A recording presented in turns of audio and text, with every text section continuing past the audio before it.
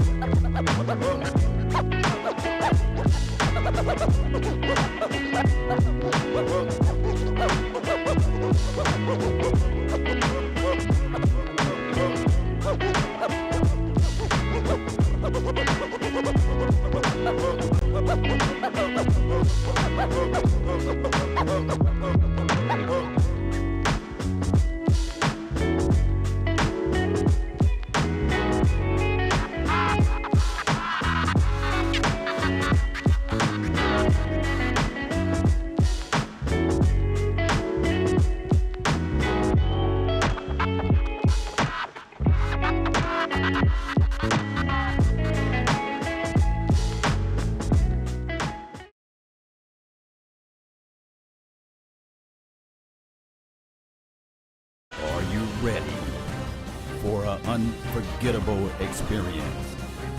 Get ready. 5, 4, 3, 2, 1. Let's get hype.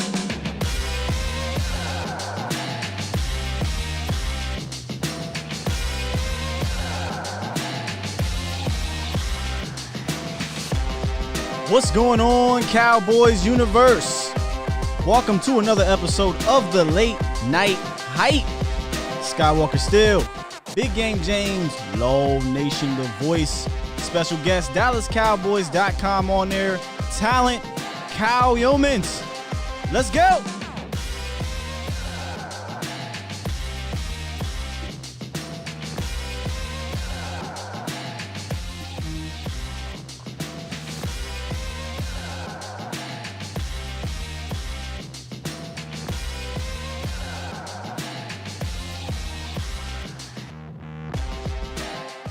What's going on? Now listen, did I butcher your last name? No, you got it right. That was perfect. That was awesome. Oh, you like that intro? Yeah, all the way through. You talk about late night hype. Goodness gracious. Man, we like to Let's bring go. energy Hype, here, big brother. dog. Energy. It's 8 o'clock. I mean, come on, guys. Hey man, it's the hype. Hey, you got listen. the Red Bull. It's the hype. Let's go. It's 9 o'clock over here, and we used to go later. Yeah. For real, Oh, we there be you go. 1:30. We like, come on, man, let's go. But ladies and Text gentlemen, message. let's welcome Kyle Youmans to the show. Give him a round of applause. Thank you for joining us, man. I know you've had a busy day watching practice and doing your own shows for DallasCowboys.com, right? Today was actually an off day, really, for practices. So Wednesdays and Saturdays are the 2 days that they take off, and so today was a little bit more of a chill day. I actually didn't even go to the Star today, but I've been at the Star every day for the past week and a half. So actually today was a little bit lighter. It was nice. So that means I've got all the energy in the world to get hype with you guys. That's Right. the part about it. Hey, man, I've been enjoying those practice updates, so keep them coming, man. Man. I love will, it. man. They've been fire. Yo got Oh, yeah. fire. Yo got flame. fire. That's what I like to say on here. Yo got fire. Matter of fact, I got to give you a clue bomb for those practice updates, man. There you They've go. been the hype for real. So let's just get right into it, James and Law. And that's like you said, we got about 60, 111 million questions for him. So let's start with question 1 about camp, man. And honestly, I'm just going to jump straight right into it. Is the CeeDee Lamb hypeness and the videos and all the things that we're seeing, is it even better when you're there in person? Yes. And it's not even close. That's the thing that's incredible about CeeDee Lamb. I was extremely high on CeeDee Lamb in the draft. I really was. He was my top receiver. He was the number 6 player on my board overall. Doesn't matter the position. He was number 6. The fact that he fell to 17, when we actually announced that on the website, I was shaking. It was like crazy. my palms were sweating because how excited I was that he was coming to Dallas. I was that pumped about it. But there was always that question in the back of my mind of he makes these guys in college in the Big 12 look like they're running in slow motion in the secondary. That's what it looks like. He makes them look slow. And it's crazy, but you're also like, can that actually translate to the NFL? Can he do the same thing to these NFL caliber players? He absolutely can, and he has. He's running. It doesn't matter where he's at. He could be 5 yards from the line of scrimmage. He could be behind the line of scrimmage. He could be 25 yards down the line of scrimmage. It doesn't matter. The guy makes plays, and he makes everyone around him look like they're moving in molasses, and it's honestly one of the more incredible things to watch. And I'm excited for Cowboys fans just to be able to watch this guy work. Like, that's the thing with me is I wish we could show you every play. I wish you could show you the way he blocks, the way he's physical, the body control that he uses, which is what we try and do on Training Camp Live. But we've got a significant amount of time, or not that significant amount of time to show that. But man, it is a blast to watch, and Cowboys fans are in for a treat. I can't wait. What is his release off the line is? You know, can you tell me that? It's quick. And that's the thing is it doesn't matter if he's going up against a man corner or if he's in zone. He's able to kind of – I don't want to say Amari Cooper because Amari Cooper's he's one of the best route runners in all of football. And the way that he's able to break off the line of scrimmage, and it's so quick. There's so much of that footwork back and forth. He's got that head move. It's so strong. CeeDee Lamb's not far off from that. He looks like a veteran running routes. He doesn't look like a rookie. Sometimes the rookie, it's just that straight release. It's nothing really special. He doesn't mix anything in. With CeeDee Lamb, it's a little different every time. He mixes in a little stutter step. He has the kind of the speed off the release that lulls a corner to sleep. And then he picks it up and he takes it to the next gear. And that's where the separation comes from. It's really honestly something fun to watch just based off of the fact that you're looking at this guy and you're saying, this doesn't look like a rookie receiver. At any point in his game, it doesn't look like a rookie receiver. And he's done a fantastic job in practice so far. Let me give you one of the nicknames that one of our guys, his name is the Lunatic. Okay, I love this nickname. He calls him Dangerous Lamb. I love it. I love it. Absolutely love it, man. That's a hard name. I'm saying CD for TD. Yeah, it's gonna be so fun doing those. That was one of the Twitter conversations I saw this week. It was like, what's the call gonna be? What is it gonna be whenever CD scores a touchdown? And I was just like, keep it simple. It's just a TD for CD, baby. Like that's all it is. I mean, single time. You guys already know what it's going to be. Walk the dog.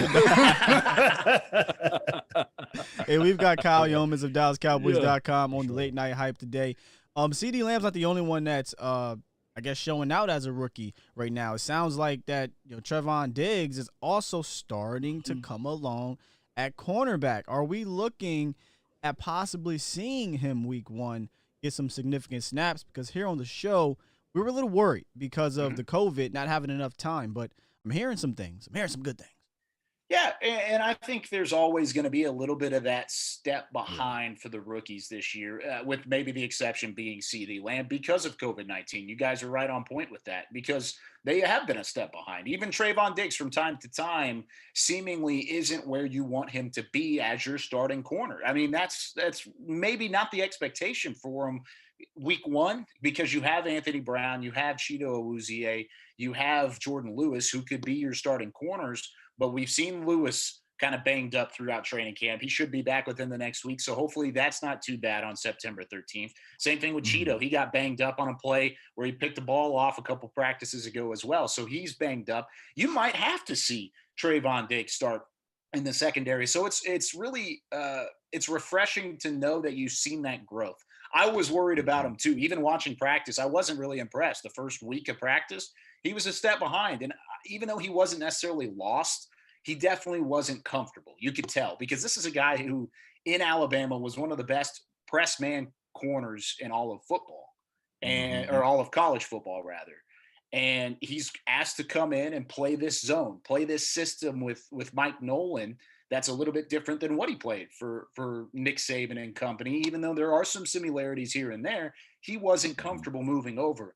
But it's every snap every rep, he's walking over and he's talking to cornerbacks coach Al Harris, who he highly respects, even talked about how much he respected him at the combine. He even had a question asked about, hey, if there's a guy you respect who's out in the NFL, who is it? And it was Al Harris. And this is a guy who he has always looked up to. He continues to work after every rep with him. And you can see that growth over the last 2 days. He's really put it together. Yesterday was his best practice. After Monday was his best practice. So he's put together a couple good practices in a row. You're seeing it rep after rep, the athleticism, the length, his ability to stay with a wide receiver. And it's something that you're really encouraged by heading into the next couple of weeks of camp.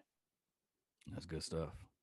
Well, I'm gonna tell you right now, that's my guy. I mean, we talked about a lot of players on this team. Now, Skywalker, he loves some CeeDee Lamb, so I'm gonna give him all CeeDee Lamb because that was his man. But coming up right behind him, Kyle was rocking that baby and said, "That boy Diggs." I'm trying to tell you, every highlight I see him, his long. You know what really excites me about him is how he was a receiver. You know how you said he was with Al Harris. I love that, but how he was a receiver and just how he naturally has the feel. Because if you look at Jordan Lewis in his career, he played a lot of receiver in high school. And I feel like that's why he's such a playmaker, because he understands route concepts. And I believe that's where you see it, Trevon Diggs too. And I think you're going to see that the more he's on the field, the more he gets acclimated, we're going to see a playmaking corner we haven't seen in a long time. And you can see that with his head. You really do. You see the way he's able to read a receiver. And even when he was struggling, he knew where he was supposed to be. He was just a step behind. And that was the whole thing with it, is he's just got to get caught up to the NFL pace. And I have no worry about him catching up to that pace, because it already seems like he has taken significant steps and strides to get to that point. But I think you bring up a good point, because not only was he a receiver at one point in his career, but he also grew up with all-pro receiver Trevon Diggs. I mean, we all know who Trevon Diggs, Minnesota great. Now he's moved on. He's in Buffalo. He tears up NFL corners all the time. Who better to learn from on one-on-one reps as they trained together in Florida throughout his time at Alabama than Trevon Diggs? I think that's a fantastic point. You're talking about his receiver background, his brother's receiver background, and how the IQ put together from that's going to benefit him moving forward. Yeah, and we see that all the time, even going to like the Bosa family, right? You know, that sometimes those skill set can just rub off on others. Let me ask you this, though. The Daryl Worley, week 1, would you prefer him out there matched up with maybe Cheeto? Because I think that he should be okay around that time frame. Will it be those guys, or will it be the youth? I think it'll probably be some of the vets. I really do. And by the way, I think your beard looks kind of close to what. Yeah, we said that when we had Worley on. I think you're. Worley got him. We gave Worley the championship when he came on the show. We gave Worley the nod. Y'all gave Worley the nod, but my beard is better than Daryl Worley. Oh, yours is thicker for sure. Yours is thicker. He's got a little bit of patch in there. I think his might be longer. Oh, yours is better today than that day.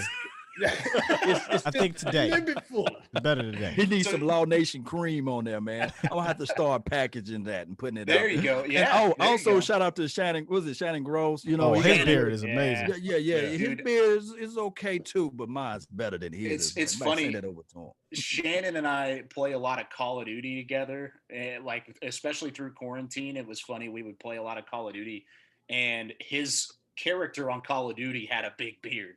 He found one of the only character that just had a huge beard, and it looked just like Shannon. It was hilarious.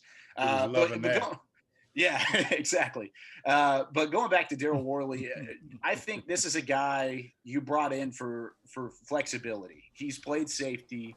He played corner. He can play in the slot. He can play outside. So naturally, whenever Jordan Lewis was taken out because of injury a couple practices ago, Daryl Worley was the one that stepped in and filled that role. And I think that's something that is beneficial to him to get some live reps, because he wasn't a part of the first team. It was really the 4 guys that we had mentioned earlier with Lewis, Diggs, Cheeto, and Anthony Brown. Those were really the 4 guys that were right up at the top, at least on paper, going into the season. Worley was an afterthought. But now you started to see Worley emerge through these practices. He's had some PBUs, had a day where he had 2 interceptions, and had one where he almost intercepted it the day after that. So he's kind of emerged as a guy who, if one of those guys are out, or 1 or 2 of those guys are out, he's going to be able to step in admirably and play. And he's going up against the top guys. He's not going up against a Noah Brown or a Devin Smith. He's matching up with CeeDee Lamb. He's matching up with Michael Gallup and sometimes Amari Cooper. So you're seeing legitimate reps for Daryl Worley, and I think that's something that's going to benefit him, especially in a new system and as a veteran who could be flexible moving into 2020. So do you see him starting? I would probably say it depends. I still think he's on that second wave. He's going to see playing time. I don't have any doubt about the playing time. I think he absolutely will see that. It's just whether or not he'll be one of those guys that's run out as a starter, and I think it just depends on the health of the other guys. Hey, I got a question. Kind of go back. We'll get back to the players in a quick second, but no one seems to really be talking about Mike McCarthy. How is Mike McCarthy looking around the players? How's it feel? Does it feel different with McCarthy as the guy? What are maybe some of the differences from JG last year in camp? I mean, yeah, there's a lot of energy around Mike McCarthy, and I think he brought that already. There's excitement. It's something that's a little bit different after having kind of that stagnant feel for the past decade where you are frustrated. You know you're better than an 8-8 record, and that's what we saw in 2019. That was a team that disappointed. Absolutely. They didn't make the playoffs. Even if they would have made the playoffs, that's still a team you expected to make a run. They didn't do either one of those things. And so I think it was refreshing for some of these guys who have been around for a long time to hear a new voice, to see a guy who's been to the mountaintop and has won a Super Bowl championship.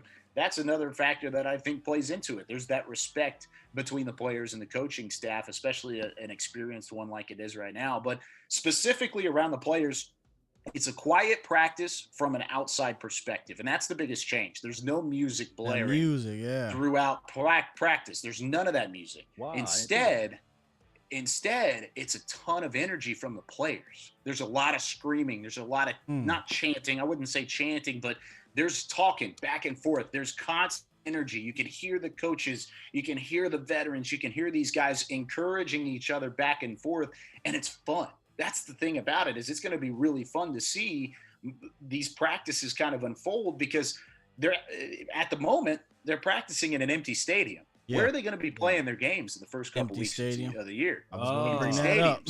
So if this is something that is a Mike McCarthy thing, we'll figure it out next year at training camp, because there will be no music at training camp in Oxnard. If there's music at training camp in Oxnard, we're going to know that this is an empty stadium thing, and this is getting these guys used to having the same energy, the same passion, the same mindset going into an empty stadium than they would with 45,000 fans, if even that is in the stadium this year. And I think that's something that you kind of have to think about. They've thought of everything as an experienced coaching staff. Whether that's the reasoning behind it or not, it's still fun to watch practice-wise. Man, you know what? When you said that, it's always a good thing to know, because the front five, as relates to offensive line, the biggest strength of an offensive line is communication. And by us having Joe Looney out there and whoever else who's going to be that left guard, I don't know for sure. Communication will be the key. So by being quiet, then hey, we can have that established communication going. Yeah, and the communication, especially whenever you have young guys who are in there. Like you said, that left guard spot, it's still a battle. I still think the veteran and Connor Williams has the nod there, and I think he will through training camp. But you want a Connor McGovern and a Tyler Biotish to have that communication and find a way to go back and forth whenever you have a lot of people yelling around you. Not just music blaring, but you have a lot of commotion, you have that energy, and that communication needs to be key. They're able to do that in these types of practices, even without the music in the background. I think that's a great point. Yep. Go ahead, James. I want to ask you something right quick, Kyle. Scott Walker mentioned Mike McCarthy, who I love. I love it. But what coaches seems like has been like the real hands-on guy? I really love Tom Sula, and I love Al Harris. Those are my two favorite guys that have come in on the fold, because I'm a defensive guy. But kind of tell me, what coach that you see is kind of the maybe the energizer guy that lights the fire? Maybe, a lot of people come. Tell me about the staff. Yeah, so I think you brought up both of those guys, and they've been hands-on in their different ways. With Tom Sula, he's loud. He's obnoxious. He's having fun. He almost looks like a New Jersey mobster. He wears this like deep low cut V shirt that's buttoned up, and he's got a big gold chain that hangs down. And he's got his hair. It almost looks like he just dunked his head in a bucket of water before he walks out onto the field. Like that's what he looks like. He has that full like mobster mentality where he's exactly, that's exactly what it is. And he just walks around and has that kind of swagger about him. And I love it. I absolutely, and I think the players love it too, but he's always up in the face of the defensive players. He's always making sure that they're doing the rep right. And if they don't, he brings them back and he makes sure that they do it right. So I've really seen him hands-on. Al Harris has been hands-on in a different way. He's a little bit more of a quiet coach. Let's coach you after the play type of coach. Come over, let's talk it through. Let's make sure and figure this out together sort of mode. So he hasn't really stuck off the page, but they're two different guys. And that's what's fun about this staff is that they're all different personalities. And you can see that. Mike Nolan, when he's calling plays, he's all the way on the other side of the field. It's weird. He's got a walkie-talkie and he's all the way on the other side of the field calling in plays. So he's away from everybody. He's away from the commotion, and he's having the fun of calling the plays in isolation, which I think is something interesting. Whereas on the other side, Kellen Moore's right in the thick of things. He's standing right next to McCarthy. He's standing next to Skip Pete, who also is very, very vocal, and he makes sure that all of these running backs finish their runs. There was one point in one of the early practices where Darius Anderson got knocked down. He got hit pretty hard right at the line of scrimmage. It was inadvertent, just fell to the ground, picked back up, and he was about to head back to where he was standing prior to the play. Well, Skip Pete comes running out, and Skip Pete's not a small guy. This is a guy who's a little bit larger. He's got that. He's a beefy dude. He comes sprinting out of the crowd, and he goes, finish your run. And the strike of fear, I guess, went into the face of Darius Anderson, and he bolted. He was out so fast, and he was able to get down the field, and he finished all the way to the end zone, which was the funny part about it. Most guys will go until like the 20-yard line or so. Nah, he went all the way to the goal line and came back. And so he made sure to make right on that. So all these guys' personalities work together in cohesiveness. And let me talk about this mob boss that you was talking about, Tom. Yeah, Tom Sula. You heard the news. I guess you was out there. So did he really want to fight Crawford, or Crawford really wanted to fight him? I don't know. That down? I don't even know, man.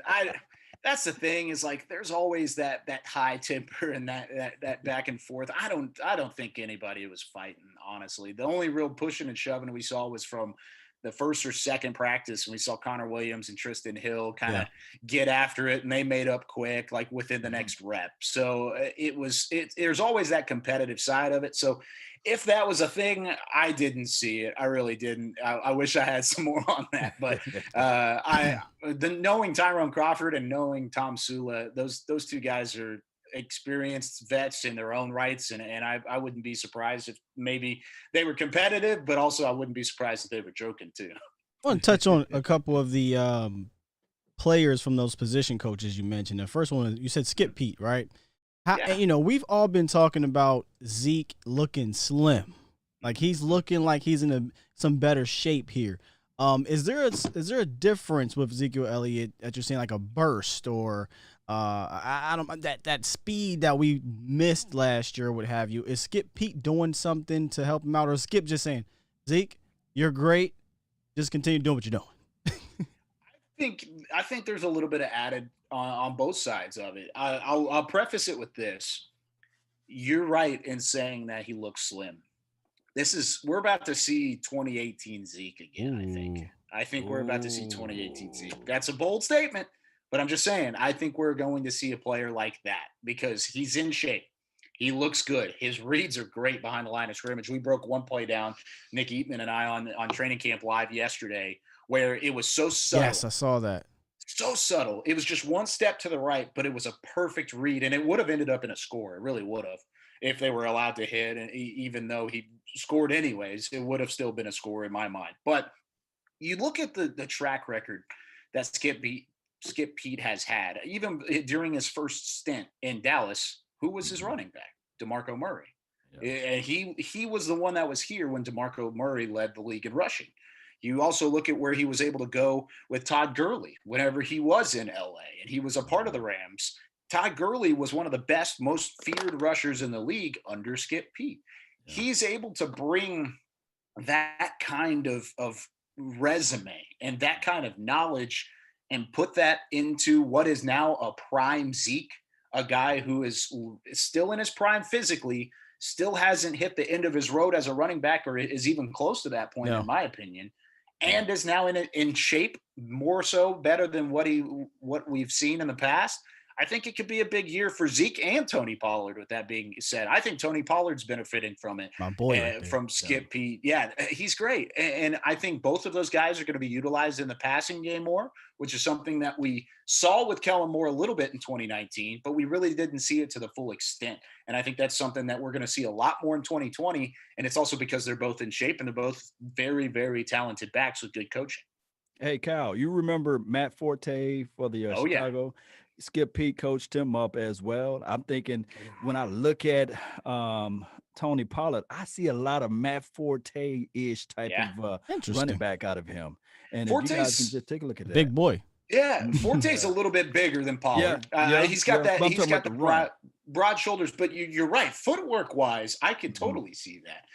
And you think about Pollard as a guy out of Memphis. I mean, out of Memphis, he was a guy who was a wide receiver and a running back. He was legitimately a hybrid player in the draft. People marked him as, we want him as a wide receiver or we want him as a running back. True. That's something that I think Matt Forte, he was 70-30 a running back, but he still had the ability to be a good wide receiver and catch a ball out of the backfield, get the ball in your playmaker's hands and let him work. I think that's going to be the mindset with Tony Pollard. Get the ball in your playmaker's hands and let him go to work. And so without talking scheme and without going into anything specific that I've seen, because I love my job more than anything. We want you to keep it. He will be utilized in different ways than what we saw in 2019. And those ways are exciting because it fits his skill set better than we've ever seen it. Klusbaum. Oh, got you. Got fired. The other position is James's guy, man, Al Harris. Now, is Al Harris strictly doing corners? And who, I can't believe I don't remember this, but who the heck is the safeties coach? Or are we talking about Maurice Lundquist?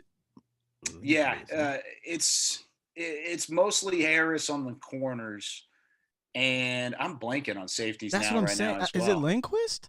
I think it is, because I know Lindquist was the DB coach, so I'm guessing maybe he's working with everybody. I think he's working with everybody, but I think he is working more specifically with the safeties. But I could be wrong there too. It's kind of, and it's honestly goes back to what I was saying earlier about Daryl Worley and the entire defensive system with Mike Nolan. Is a lot of these guys are interchangeable, and a lot of these guys are going to play both positions. And I don't know about corner to safety being as much of a back and forth as we thought it would be going into the year. We were saying, who's going to switch to safety? And I don't know if any of those guys are going to end up doing that. Well, where I was going with that was that, there seems to be a lot of news in the media about HaHa Clinton Dix and Darian Thompson.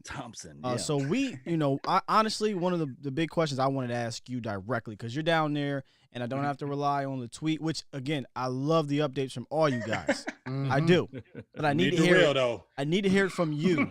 Is Darian Thompson really standing out, or is HaHa Clinton Dix looking suspect and it's kind of concerning so far? See, and that's where it gets confusing for me too, because I've been watching the practices as well, and I didn't see anything necessarily that stood out wrong from HaHa Clinton Dix' perspective. I really didn't. I didn't think that he was struggling to pick up certain parts of the defense. I didn't think that he was struggling to keep up with Xavier Woods. Now, Xavier Woods has stood out. He's looked very, very good. And I think he's due for a breakout season. I really do. And I was saying going into really the last week, let's say like early this week, that Xavier Woods and HaHa Clinton Dix together are going to make a better pairing than what Woods and Heath did. And I thought it was going to be a step up. But then all of a sudden, Darian Thompson starts getting some of those reps. And of course, like you said, it was reported in the media by Michael Gelkin, Clarence Hill, Calvin Watkins even talked about it. But it looks like there's been a demotion for Clinton Diggs. And I was as confused as anybody. And we haven't been able to have those conversations in the building or talk to coaches because of COVID-19 protocols. That's one of the first things I would have asked is what happened? Going on what here, ended up going on here? And I hate the fact that we don't have that kind of access, but now it's on us to kind of figure out why is Clinton Diggs back there? And kind of the answer that I've come up with is what Mike McCarthy said in a press conference on, I believe, Monday. He said safeties are interchangeable. And he was saying, we want these different guys taking reps with different players. And I think we've seen that throughout practice. We haven't seen it to the extent where one guy is strictly with the with the second team, and one guy is strictly with the first team. And so I think that's something that was confusing to us. It may not be what we see come September 13th. Clinton Diggs and Xavier Woods may be starting right next to each other. But at least at the moment, from what it looks like, there might have been a demotion there. Maybe Darian Thompson has kind of shown out to the point where he's impressed coaches enough to take that spot and to be that guy. He was one of the guys who got the majority of the starting reps last year next to Xavier Woods when Jeff Heath went out.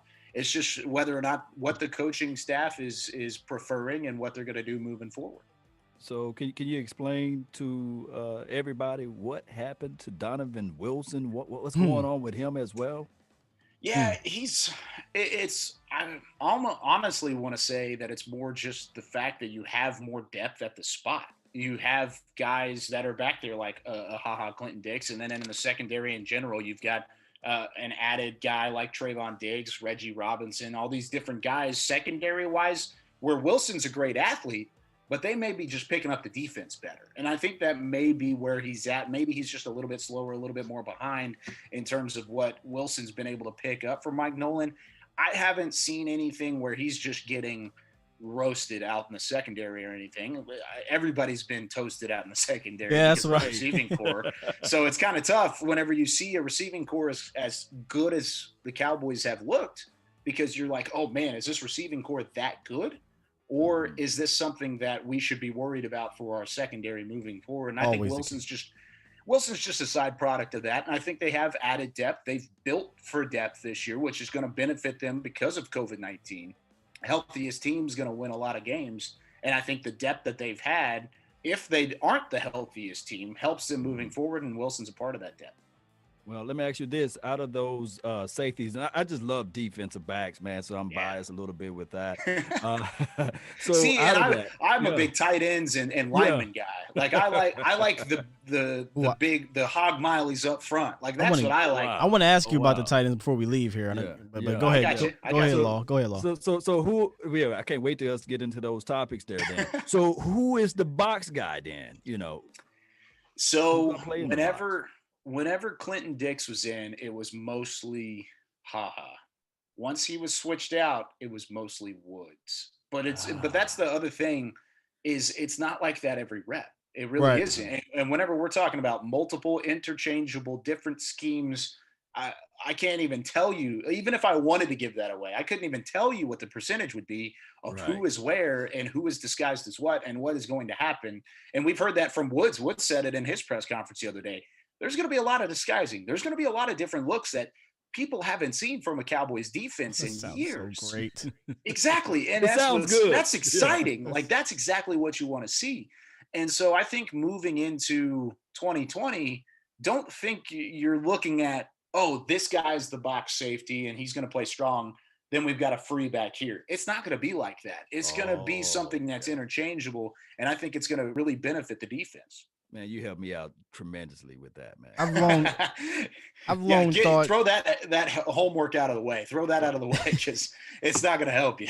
I've long thought they're not really interested in a true strong safety in this scheme for whatever reason. Which that's fine if they want to play more cover, but it just seems that way. Yeah. Go ahead, James. I just want to ask you a quick question. One of my members, Gambino, what's up with you, Gambino? There's a lot of questions. I made a tweet about it. I was frustrated that anytime you hear interception, people always want to, is it Dak? Did Dak do it? Dak made an interception. But my guy Gambino, we don't really get to see it. So, when you see an interception out there, or you see, these touchdowns getting scored, is it indicative on Dak or the secondary? What's it kind of looking like? Is it kind of one day the offense is just winning and Dak is killing them? Is just the next day the defense just won that? So I've got two answers to this, because it really is a two-sided question. It's which one's better, the defense or Dak, and whichever one wins that play, if it's an interception, the defense is going to win that play. But the reason we've seen more interceptions from Dak is because of the scheme. I think it's what we were just talking about. Things they're not always as they seem when you're reading a defense like Mike Nolan's. It's not going to be an easy read for a quarterback at all. And I think that's something that Dak Prescott's having to learn. He didn't really impress me. And I'm not trying to say that to start a quarterback controversy. I'm not saying that Andy Dalton. No. It's not even close. I know it ain't no controversy. I'm saying just say how you feel about Dak. Yeah. Well, he wasn't impressive. He really wasn't. And I said that, and I probably will be laughed at, but it's fine. He didn't look like an elite quarterback through the first couple weeks of first couple practices. He was a little bit off target. He didn't have the same zip on the ball. With that being said, though, over the last week, he looks like an elite quarterback. The interceptions have gone down. He's throwing the ball with more velocity. I'm just saying. I don't care if the haters are mad. I'm telling you what I see in practice. They was loving. I'm saying they were like, yes, keep it. Yeah, they were loving. Shut it down. God, keep smacking them. Completely shut it down. No. He's throwing the ball behind him. He's throwing the ball. He's overthrowing him. He's throwing the ball too high, too low. Look, there's a reason why 70% passing is really good in the NFL for the most part. True. You still miss 30% of your passes. If you look on our Twitter and you see a pass that's bad, that's probably one of the 30%, ladies and gentlemen. It really is. And so I would say that he's looked better as camp has gone along. And I think it's because he's starting to read defenses that are multiple and that are finally showing a little bit of disguise, unlike the practices that he's been running in the past. And so I think it took a little bit of time for Dak Prescott. You got to remember, this is still a guy who's only going into year number 4. So he's had a chance, year number 5. He's been through 4 years. Right. So you think of how young he is relative to other quarterbacks in the NFL. He's still learning. He's still improving. He's still an ascending player.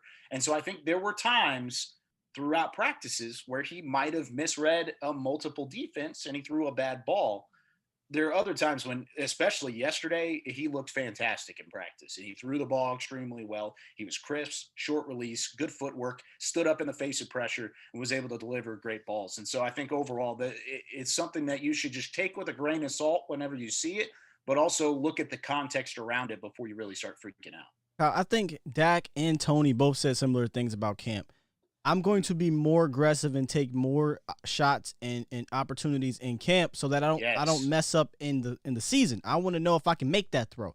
I want to know if I can make that read and get it there. I'd rather Dak have, I'm just throwing out a crazy number, 18 touchdowns and 14 picks in camp than 18 touchdowns and 14 picks in the season, because those 14 picks, a guy like Dak Prescott, I guarantee you, is going to learn from him. Mm-hmm. And you're going to throw those tighter windows, and you're going to throw the football into places that you normally wouldn't necessarily try and fit it into in a practice setting, because the consequences aren't there, as opposed to what you're going to see from a game standpoint and what you're going to see from an opponent's standpoint. So it also gives you a chance to let your receivers make a play. You throw up a ball and let CeeDee Lamb use his body to shield a corner and make a grab. I mean, ultimately, that's what it's going to be, too, is it doesn't help anybody to stay conservative in practice. You got to go all out. 100% practice is better than 70% practice. You might throw a couple interceptions, but it's a learning experience heading into the year. Indeed, man. Indeed. Listen, we got a couple more minutes because I know you got to get going here soon. So fire off some questions here, James and Law, if you have them for them. And listen, Kyle, before you go, we got to get you back on for some more Cowboys. Yeah, This man. is awesome, bro. Yeah. This is great. Hey, anytime, man. I'm always down to talk Cowboys. Cal, I got to talk to you about this guy, and I apologize for everybody. Number 86. Can you tell me what type of off-season training camp season he's having right now? Well, he looks like he's starting to figure things out. I love that you had to apologize beforehand. Give the name for those out Dalton there. Schultz. Dalton Schultz out there, the tight end out of Stanford, who has been relatively, and by relatively, I mean much of a disappointment throughout his career with the Cowboys. I mean, he came in as a draft pick, and he was overtaken by undrafted Blake Jarwin. And Blake Jarwin got his extension and seemingly his tight end one. Dalton Schultz has had a really nice camp so far. And on the offensive side of the football, he would be the most improved guy. If I had to pick a most improved offensive side of the football. There you go, Schultz. Good for you. It would be Dalton Schultz. On the defensive side, it'd be Tristan Hill, but Schultz definitely takes the cake whenever you're on that offensive side. I got to give Schultz credit then, because I give him a hard time. I said Hicatini could push him, but I'm seeing a whole lot of Dalton Schultz up in there. Where's Blake Bell? Is he hurt? No, he's playing, and Blake Bell's more of a blocker, anyways. That's where he's that's his role. Right. Yeah, so I would say Blake Bell's kind of the guy you brought in to be a blocking tight end and be a run coverage guy, maybe even play a little fullback if you really needed him to. But I think Dalton Schultz has shown that he can have the balance. He wasn't really a threat as a receiver. He looks like he's a threat as a receiver in practice, because he's running down the seam. He's running down the seam. He's running these out routes, and he's making grabs over guys like Jalen Smith and Daryl Worley, which is something that he didn't do previously, or at least he didn't do it on a consistent basis. So if he stays consistent, he's still going to keep his job, because you've got a couple guys now that are in there. Like you said, Hicatini's in there. Blake Bell's in there. They even brought in 2 undrafted guys, and Sean McKeon and Charlie Tumapeo. Those are guys that are trying to fight for that tight end role. They may only take 2 tight ends. They may keep 3, but he wants to make sure that his name's in that list. And right now, I still think it would be. Are you team 11 personnel or 12? 11. Give me 11 all day, baby. Hey, man. Real quick. I want 11 all day. For me, this is my last one. Then I'll let the guys get their last ones in. Defensive line, specifically the interior, the defensive tackles. How we looking, man? McCoy's gone. It hurts. It sucks. But how are we looking with Hill, Gallimore, Poe? Can you give me just a quick thoughts on those guys and how they're looking? Yeah, just learning. I think Tristan Hill has been the biggest surprise of camp, and probably the most improved guy on that defensive side. Like I said, Dalton Schultz was on the other side earlier. But I think with Neville Gallimore, he's learning. He's a rookie. He didn't have that training camp, or the mini camp, and he didn't have the lead in and the OTAs to get ready for this training camp. These are basically his rookie mini camps, and he's going up against Zach Martin. Yeah. I mean, good luck, Neville Gallimore, really. If we're really being honest, good luck. So I think the middle of the defensive line is stronger than it has been in the past, because last year you had to bring in Michael Bennett to fill a spot. You had to rely on Antoine Woods. Tyrone Crawford wasn't healthy. He's back and looking fit and ready to go. So I think the defensive line is better, and the interior, that's going to hurt with Gerald McCoy. But the way that they're built depth-wise, I think is still going to benefit them, and they're still going to be an improved part of the defense moving into the year. Awesome. That's my last one. Go ahead, I just got one last one, because I know you got to bang out, but it's a 3-parter. I apologize, but I gotta squeeze. I'll get all 3 here. Let me write it down. Okay, exactly. One last question. It's a 17-parter. Sorry, I apologize. From my homeboy Texas bred Cowboys 83, and I'm throwing my last one in. He basically asked about Amari and CeeDee. How would you feel about seeing CeeDee going to the outside and throwing Amari Cooper in the slot for a few plays? How would that feel? How would you feel about that? Also, the right tackle position, La'el Collins is out right now. We've been hearing like the offensive line, the tackles especially, been shaky with the backups in. How do we feel about that right tackle? And one last thing, how do you feel about LVE? Okay. I've got all 3 of those. I'll start with the first one. CeeDee Lamb outside and Amari Cooper in the slot. You'll see it. You're going to see it. And I love it. It's going to be great. So much like we talked about with the defense, there's going to be new looks on the offensive side too. And I think you're going to see a lot of those guys moving around in spots that you wouldn't normally see. And I think the route running from both guys is going to benefit this offense, because whether you're in the slot or you're outside, these defenses aren't going to be able to keep up, which is one of the reasons why they drafted CeeDee Lamb in the first place, because of the endless possibilities that it gives Kellen Moore in the offense and in general. So yeah, look for that. And I think it's going to be awesome. I really do. So I'm excited about that. It goes back to my 11 personnel. Let's throw all these wide receivers out there. Let's have some fun. Now, going into the second question was – the Right third tackle. one was Leighton Vander Esch, right tackle. So right now, you're putting your third string right tackle up against DeMarcus Lawrence.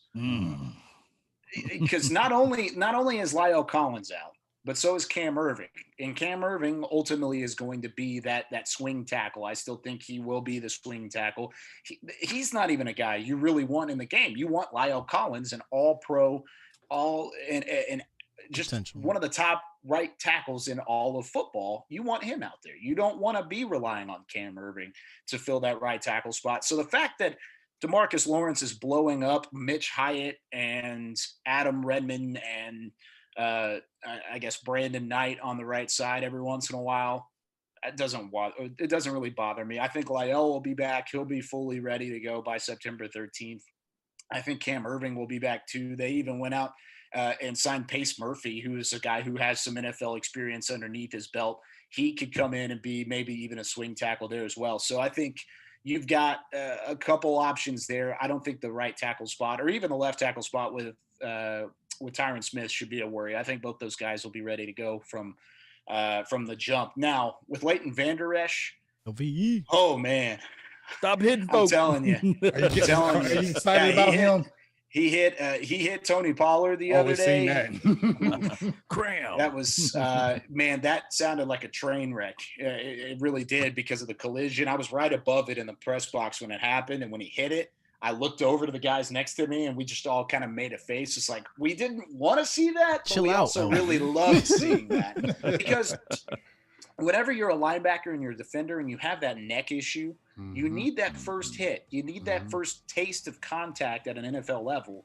And he's got it now. Normally we thought it was going to be game one or maybe a scrimmage. He has the contact because he came in and laid a hit, and he's been so good in his reads. He's been so good in that middle linebacker spot, which has allowed Jalen Smith to play more free, play more toward the football as the will linebacker on the weak side. So I think those two together are stronger than they are apart. I mean, no doubt about that. That's we hear that so often.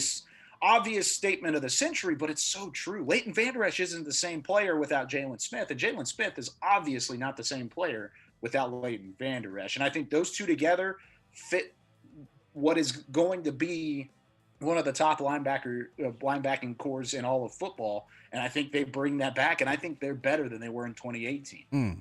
I like that. That's good stuff from Kyle. I'm just saying. Love to hear it. Fire. You're right though. I was just waiting to see Leighton Vander Esch take a hit. That's it. Once I seen that and he's cool, now it's okay. He healthy. All right. Yeah. Hopefully he stay healthy. That's all. Yeah. Hey, one more thing I got to say. The blue and white is this weekend, right? Sunday. It's Sunday. So who needs to have a good game or a good performance in order to stay on this team? There's a couple guys that really do need some stuff. I think Wilson's one of them, like you were talking about earlier. Donovan. I think Donovan Wilson needs to. Joe Thomas, I think he's going to be on the team. But whenever you have a guy breathing down your neck like Francis Bernard, I think there's always a little added pressure there. And so there's a couple guys like that. Maybe some of those undrafted free agent guys like a Justin Hamilton, Rondell Carter, Ladarius Hamilton that are on that defensive line. Really just a lot of the young guys. I think Bradley and I needs a good scrimmage. Definitely, to say the least. So there's a list to go through, but ultimately it's going to be, let's get out there, let's get into the stadium. It's going to be more like a glorified practice than it is going to be a full scrimmage. So we'll see. Kind of, you guys will finally get a chance to see what we're seeing and kind of make your own reads off of it. And I think that's exciting for the fan base. Will it be streaming on the website? It will be on the website. I'll be a part of that coverage. We'll have some special guests up at the stadium. I'm excited because I get to go and be a part of the broadcast. That's what I was about to say. You get to do your play-by-play. Are you doing play-by-play? So no, Bill Jones will be play-by-play. So Bill's got play-by-play. I'll have host duties on the concourse, the big like desk that they got up there, the big TV set and stuff. We'll be over there with some of the DallasCowboys.com crew, and so that'll be a ton of fun. I'm really looking forward to it. It's going to be a good broadcast and tons of great information from beginning to end. Hey, our guys are going to try to emulate you, Kyle, because we're going to be doing a play-by-play here, guys. If you didn't know, Sunday we're going to be live streaming the practice. Obviously, not showing it on YouTube, but just giving you a watch party and doing our own play-by-play. So hopefully, we can live up to Kyle's play-by-play. I'm sure you guys are going to be fantastic. That voice, man. Bill Jones got that voice too, though. Yeah, Bill Jones is incredible. Bill got a great voice. We might be a little more, free over here. Yeah, we might be a little more. Get him. Get him. The tackle was 3rd and 2, 3rd and 2. Wrap up, man. Wrap up. Man. Hey, Kyle, thank you guys. Give Kyle a round of applause, everybody. Round of applause. This was awesome. We tested you, brother. We threw some fast shots at you, and you answered amazingly. So, thank you so much, man. And we would love to get you back on here some point in time, maybe before the season. I don't know. The season, I know you're busy as heck, but yeah, man, I would love to get you back on here. Maybe around when the rosters cut down.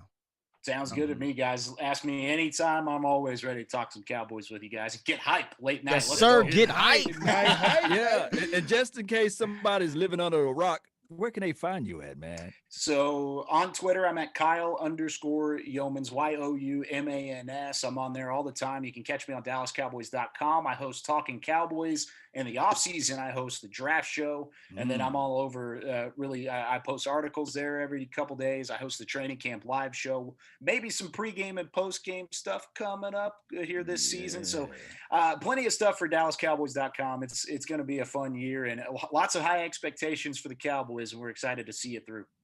Indeed, man. Indeed. Appreciate you, Kyle. I will definitely be getting in contact with you after the show, maybe tomorrow because it'll be late over here. But I'm up all night anyways, y'all. Okay. Well, we the late night hype, so we up. Hey, there you go. There you go. Thanks, guys. Thanks, brother. Appreciate you, man. Have a good night. Appreciate you, man. Salute. Hey, man. Woo, that was awesome, brother. That was awesome. Let me get everything configured because guess what? We opening up them lines tonight. I promised y'all. Now I got to fix a little bit because Law had to, he had a little hiccup in the middle of that thing that switched everything. Right now, Law Illuminati, man. You know how it goes. Right now, Law is silver and blue over here, so I got to fix this. I'm telling you, man, the silver and blue is just calling my name. Yeah, but last time James was Law Nation, he wasn't holding it down for the Lakers. You know what I'm saying? He wasn't holding it down for the Lakers. And see what happened was I bit him in the ass. So, but see, ever since he switched, we've been on a winning. We've been on a winning spree, man. Quiet. See, I'm quiet. All right, Smokey. All right. As soon as we lose, we talking again. Yeah. Oh man, what's going on, chat? The chat was nice. I love the chat tonight, man. Let's get it popping again, chat. 701-802-5083. Access code 5339757. I'm about to get this thing up. I think we're about to be straight. Or you want me to make the switch too, me and James? No, we're good. We're good. I fixed it. Okay.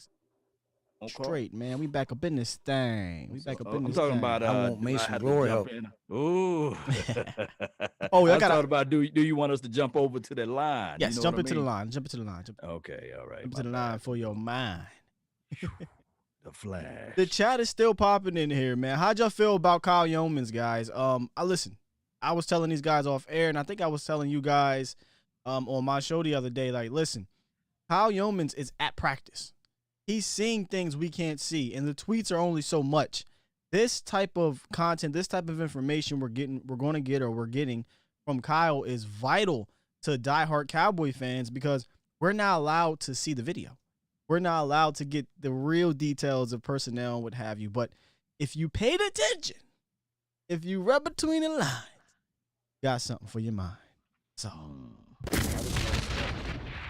That was awesome. Just like you said, he's our eyes right now. Mm-hmm. You know, we don't have camp. COVID took a lot of that. We don't have it. So we anything that we get, we feeding it. And y'all in there? Yeah. Are you guys in the thing? Because we're about to get some echoes. Yeah. All's in there. I'm in there. That's right. I can hear it from a different way. I need you to come into the join the come into the phone lines, brother. Okay. It's on Twitter. I put up on Twitter. Okay. Yeah. We're good though. We shouldn't be having too many echoes. Right? Yes, indeed, man. This was a great show, man. I had a great time. And that's why I said I gotta respect Kyle, because we were firing that. I mean, it was coming like fast, boom, boom, boom, boom, boom, and he was answering them with great detail, and was keeping us informed. And I'm serious. I need to get him back on here before the season starts. Right. I need to know if certain people are ready. Yeah. And yeah, man, I see a lot of our mods and a lot of our reoccurring subscribers in here saying hit the likes. Definitely smash the likes if you're enjoying this show tonight.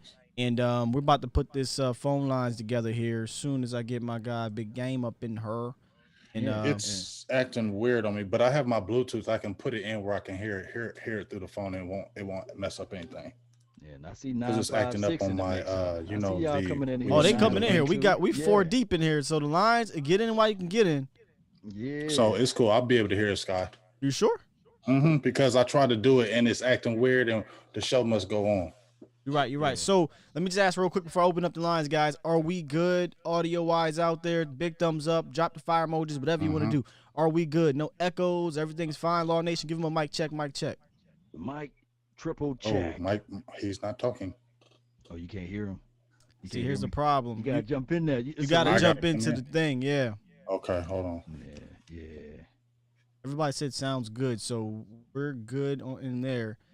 Oh, because I can't hear him. Yeah, because we got you. muted the Okay. Okay, hold on. Let me Just see if click it'll on that work. link on the Twitter. Okay. Twitter on the 20. Yes, indeed, man. Hey, man, if you remember, guys, while he's doing this, we're gonna have some funny ass behind the scene footage with Kyle. Yeah. Wait a minute, I didn't get a piece of it. You didn't get that one part. Did you get it when he came back? I got it when he came back. All right, that's good. So we probably had to fill it in or something, That's good enough. Oh, I think we're gonna do 757-956 to 903 on Did It. Yeah. And don't forget, Cowboy Nation, if you made any donations or my goodness, congratulations. Yeah. Let me you show. Do it tonight, or you want to do it? You want to do it tonight? Do it tonight. Get it out the way, huh? Well, because we told him the last episode, and then the previous. We did 2 episodes, right? Yeah. Yeah, we did 2 episodes. So I forgot to tell y'all, man. Where we at here? Remember the last week we did the Legends giveaway. If you donated and during that episode, and then yesterday's episode, we put your names into the drawing. And when I say we put your names to the drawing, I'm not lying. Let me show you real quick. Okay, show y'all. You saw that other list I added to you. You saw that one? No. You sent me another list. Yeah, I sent you some more names from the book. I didn't get that one. I gotta add them. Nah. Well, anyway, so if you donated the last 2 shows, we will get your name in here to get this signed. A seat from the old Texas Stadium by Bob Lilly, Mel Renfro, and Drew Pearson, Hall of Famer. Congratulations to Drew.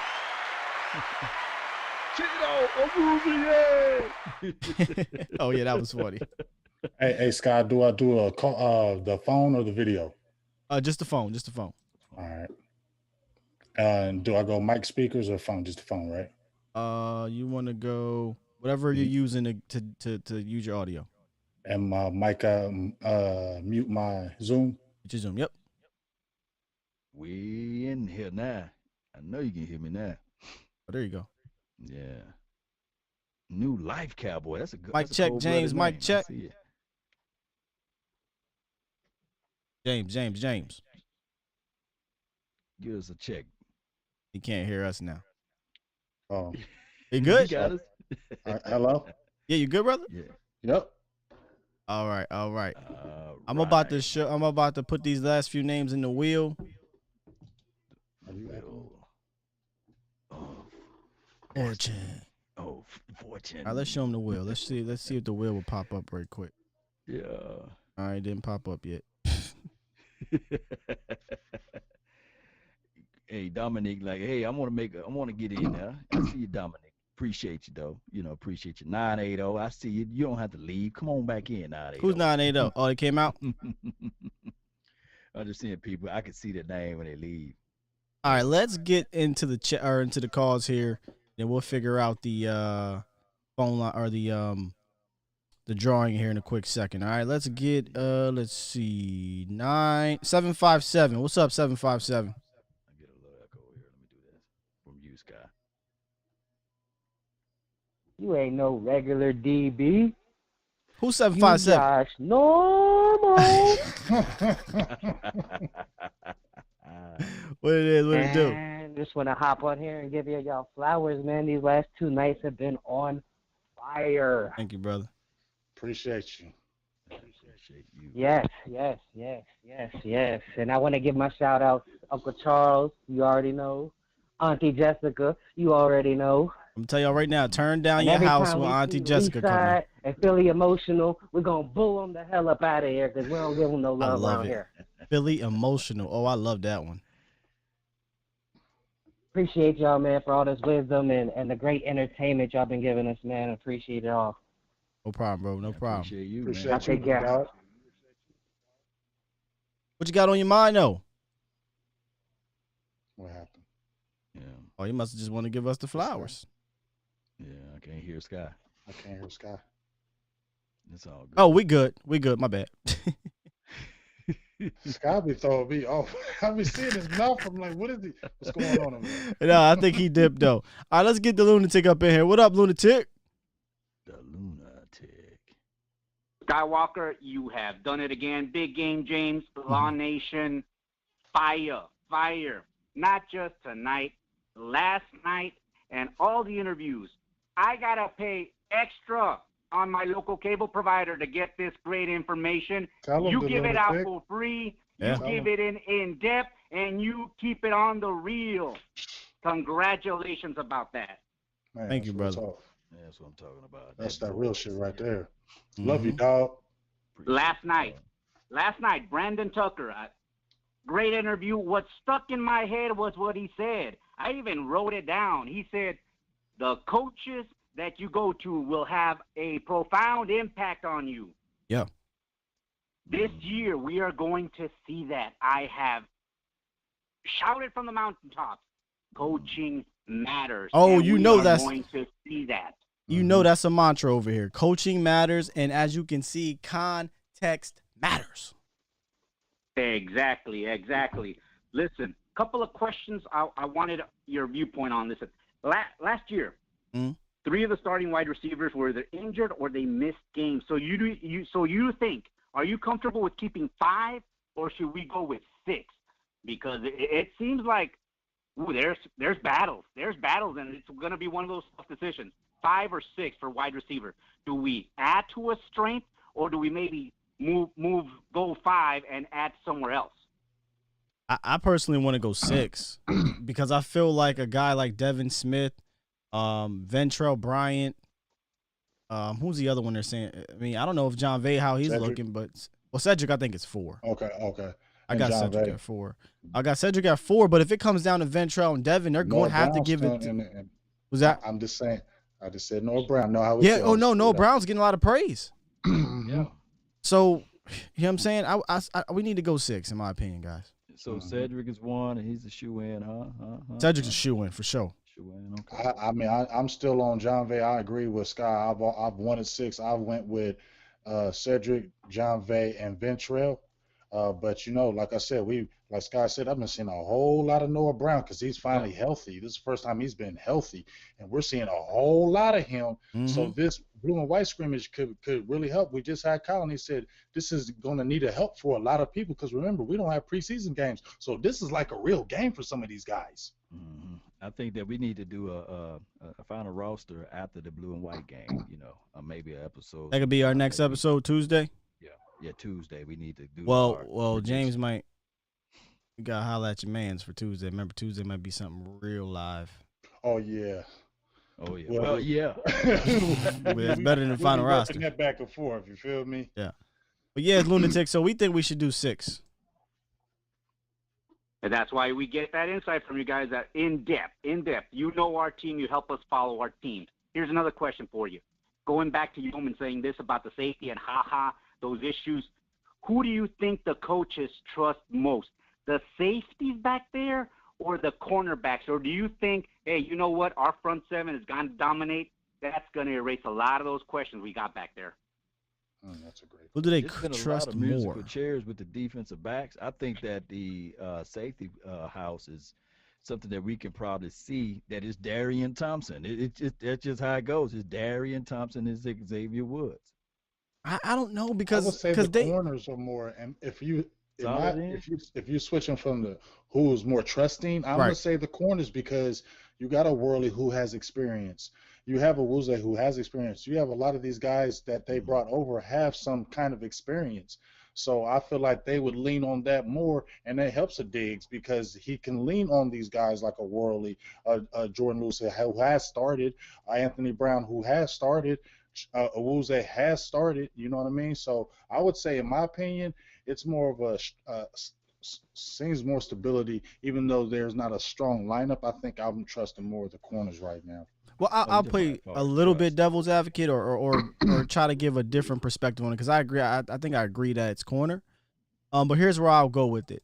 I think Lunatic and guys, they trust the starters more than they trust the depth. Hear me out. I feel like they can trust an Xavier Woods, Granted, I know he's battling, but I've seen Dave Hellman, I've heard Kyle Youmans both say, I'm not sure where this is coming from. Doesn't look like he's being beat out. It just looks like it's normal stuff going on at camp. So I feel like they can trust those guys. I feel like they can trust Awuzie, Worley, Anthony Brown. So I feel like they can trust those guys. But can we trust what's behind them? Right? Can we really trust Donovan Wilson? Can we trust, I hate to say it, do they trust Jordan Lewis? If he ain't starting, you got to wait. They got to see it. And he's hurt. So I don't know if he's going to be playing yet. And we love Jordan Lewis. Do they trust Reggie Robinson right now? Not yet. Right? He's a rook. That doesn't mean he's not good. Just not yet.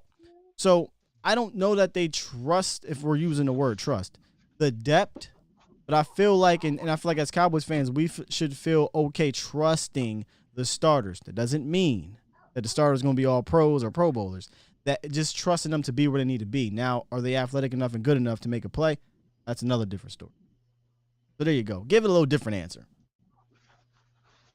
Final question for you guys. Listen, based on what we have right now, what we've seen, we're in the season 3rd and 2, and we go 13 personnel. It's an obvious running down. Are you confident with who we got in Jarwin, Schultz, Bell? Or do we go to our strength and go 11 personnel? Because, again, I'm saying this is now Dak's team. This is Dak's team. Zeke is coming around for the ride, but this is Dak's team. What do you guys think? Go ahead, guys. I mean, the team will always be the quarterback's team, and yes, this is Dak Prescott's team, and I think that if Dak Prescott come off as a hot starting situation, and being the person that he's been all of these years, and just starting off on fire, I think that we would really see that now. He's empowered, and we're going to see a better Dak Prescott play, collectively speaking. I think they'll just, they're going to give Dak more options down there. I don't have the greatest confidence in the blocking of our tight ends. No, I don't. Dalton Schultz is okay. Blake Bell, that's what he does. We know what Blake Jarwin is. He's a pass catching tight end. He probably needs to still work on that. We need to see it, but obviously we haven't got to see any practice, so I don't know who's looking great at blocking. You know what I mean? I'm just going by what is heard. So I feel like Dak, if we get inside, in those goal line areas and that red zone area, I think Dak is going to be able to give more freedom and is going to be able to do a lot more, especially with his legs. That's where I really want to see him working that magic when he gets inside there, more tight ends inside. I want to see Dak doing more things as far as that nature. Here's who I trust on anything in short. Ezekiel Elliott. He's been the best short yardage back in the league since he's come in. He almost always gets a 4th and 1. For the most part, gets 3rd and 1s. So I trust Ezekiel Elliott more than I trust the tight ends or what have you. But here's where I think, and let's just be imaginative here, because I'm hearing from Broadus, I'm hearing from Youmans, I'm hearing from other people that there is a creativity going on in Dallas. And I'm hoping it's a certain type of creativity that we see in San Francisco and that we see in Baltimore, where don't matter if it's 3rd and 1, 3rd and 2, or 2nd and short. Can you name me all these Pro Bowlers they have on the interior or across their line, or Pro Bowl blocking tight ends on those teams? Granted, I should say Kittle is a beast, but can you name me all these Pro Bowl offensive linemen up there? No, it's a scheme thing. It's a creativity thing. Greg Roman in Baltimore? They beat you with leverage, with numbers, with misdirection over there in San Francisco with Kyle Shanahan. I'm hoping that we see something like that, as opposed to, what's that, JG? It's 3rd and 1. Oh, go bring out the 13 personnel, motion in Noah Brown, run up the middle. If you do that, now you're really relying solely on Ezekiel Elliott all the time, and sometimes you need to help him out. That's my answer there for you, lunatic. Excellent. I'll get off. I know there's plenty of callers want to get on it. This show is fire. Again, we've got the pieces. We've got the coaches. We've got you know what? We are in the beginning. We are in the beginning of our Super Bowl window. Let's do it. 2020 is going to be number 6, baby. Let's get it. Let's get it. Let's get it. Guys, puro pinche Cowboys. Yes, sir. My God, the lunatic. All right, I have everything up for the drawing. I have everything up for the drawing if y'all want to go ahead and do that. Let's do it. Let's go. So let's remind them what they are not competing, but what they're drawing for here. Again, it is the signed that seat back Legends giveaway by Bob Lilly, Mel Renfro, Drew Pearson. If you're a young Cowboys fan, younger than me, I know you're probably like, boy, you young. But I mean, if you're younger than me and don't know who they are, please do your research. Please do your research. Legends. These guys are legends in Dallas. And for everyone that does know them, you know these guys are legends here. So with that said, I'm going to pull up the screen. And here's what we're doing, because I don't want people to be like, oh, man, y'all cheating. No. We have the hype wheel, ladies and gentlemen. The hype wheel. And we will be using this hype wheel a lot more often here as we go. And it's not just going to be for drawings, but it'll be for topics and other fun things we're going to do on the show. But as you can see, we've got a ton of names in here. I think about, I don't know exactly how many, but there's a whole lot. So what I'm going to do, it's a lot of them. What I'm going to do, I think, is I just click this button here, and it should go. So let's see. Yep, there we go. Let's see who wins the seat back. Better not be Philly Notion. He ain't getting Oh! Are you kidding me? Are you kidding me? No, Who is it? Philly Notion. Oh, no. Are you, dog? We can't do that. Can we? What did I say? I told y'all to take him off of that. He made the donation to him. You got to be kidding me, fam. I could have sworn that's not. He bet not. Sully. Nah, fam. I'll be damned, dog. Like, look, Philly. Philly, get something else. Philly, listen, Philly. I get you something else, fam. But you not winning this. I'll chip in. No. Man, I need to go play the lottery though, for real. No, I said this the other day. I said, hell no. Remove. Somebody who's not a Cowboys fan is not getting. No. Yeah. What do you say? Nah. Yeah, what it is though. Listen, Philly Notion, we get you something else, but you ain't no way in hell you getting something signed by legends or by, as Mark Holmes says, the football gods. The hell out of here. We're going to run this back. I love you, Philly, but you ain't getting that. Yeah, we'll get you a Philly Philly cheesesteak. Oh, my goodness. Hey, hype Philly will. Cheesesteak. Let's get him a Philly cheesesteak. It's the first drawing we ever You damn do jinxed on the us. late night hype. Yeah, he did. Did Lord jinx Better us not last be night, Philly G? Notion. I said, He jinxed it. He said it last what, night. Eastside going to be next? What? No, I took him off. I didn't see Philly in Thank there. I you. took Eastside out of there. Ain't no way in hell. Hey, hype will. I'm going to need you to Don't like your attitude. and get your damn act together. The hell? All right, man. We're going to run this back one more time. Here we go. Let's get hype. Young Wilson? I cannot believe it. It's a fitting. Young Wilson.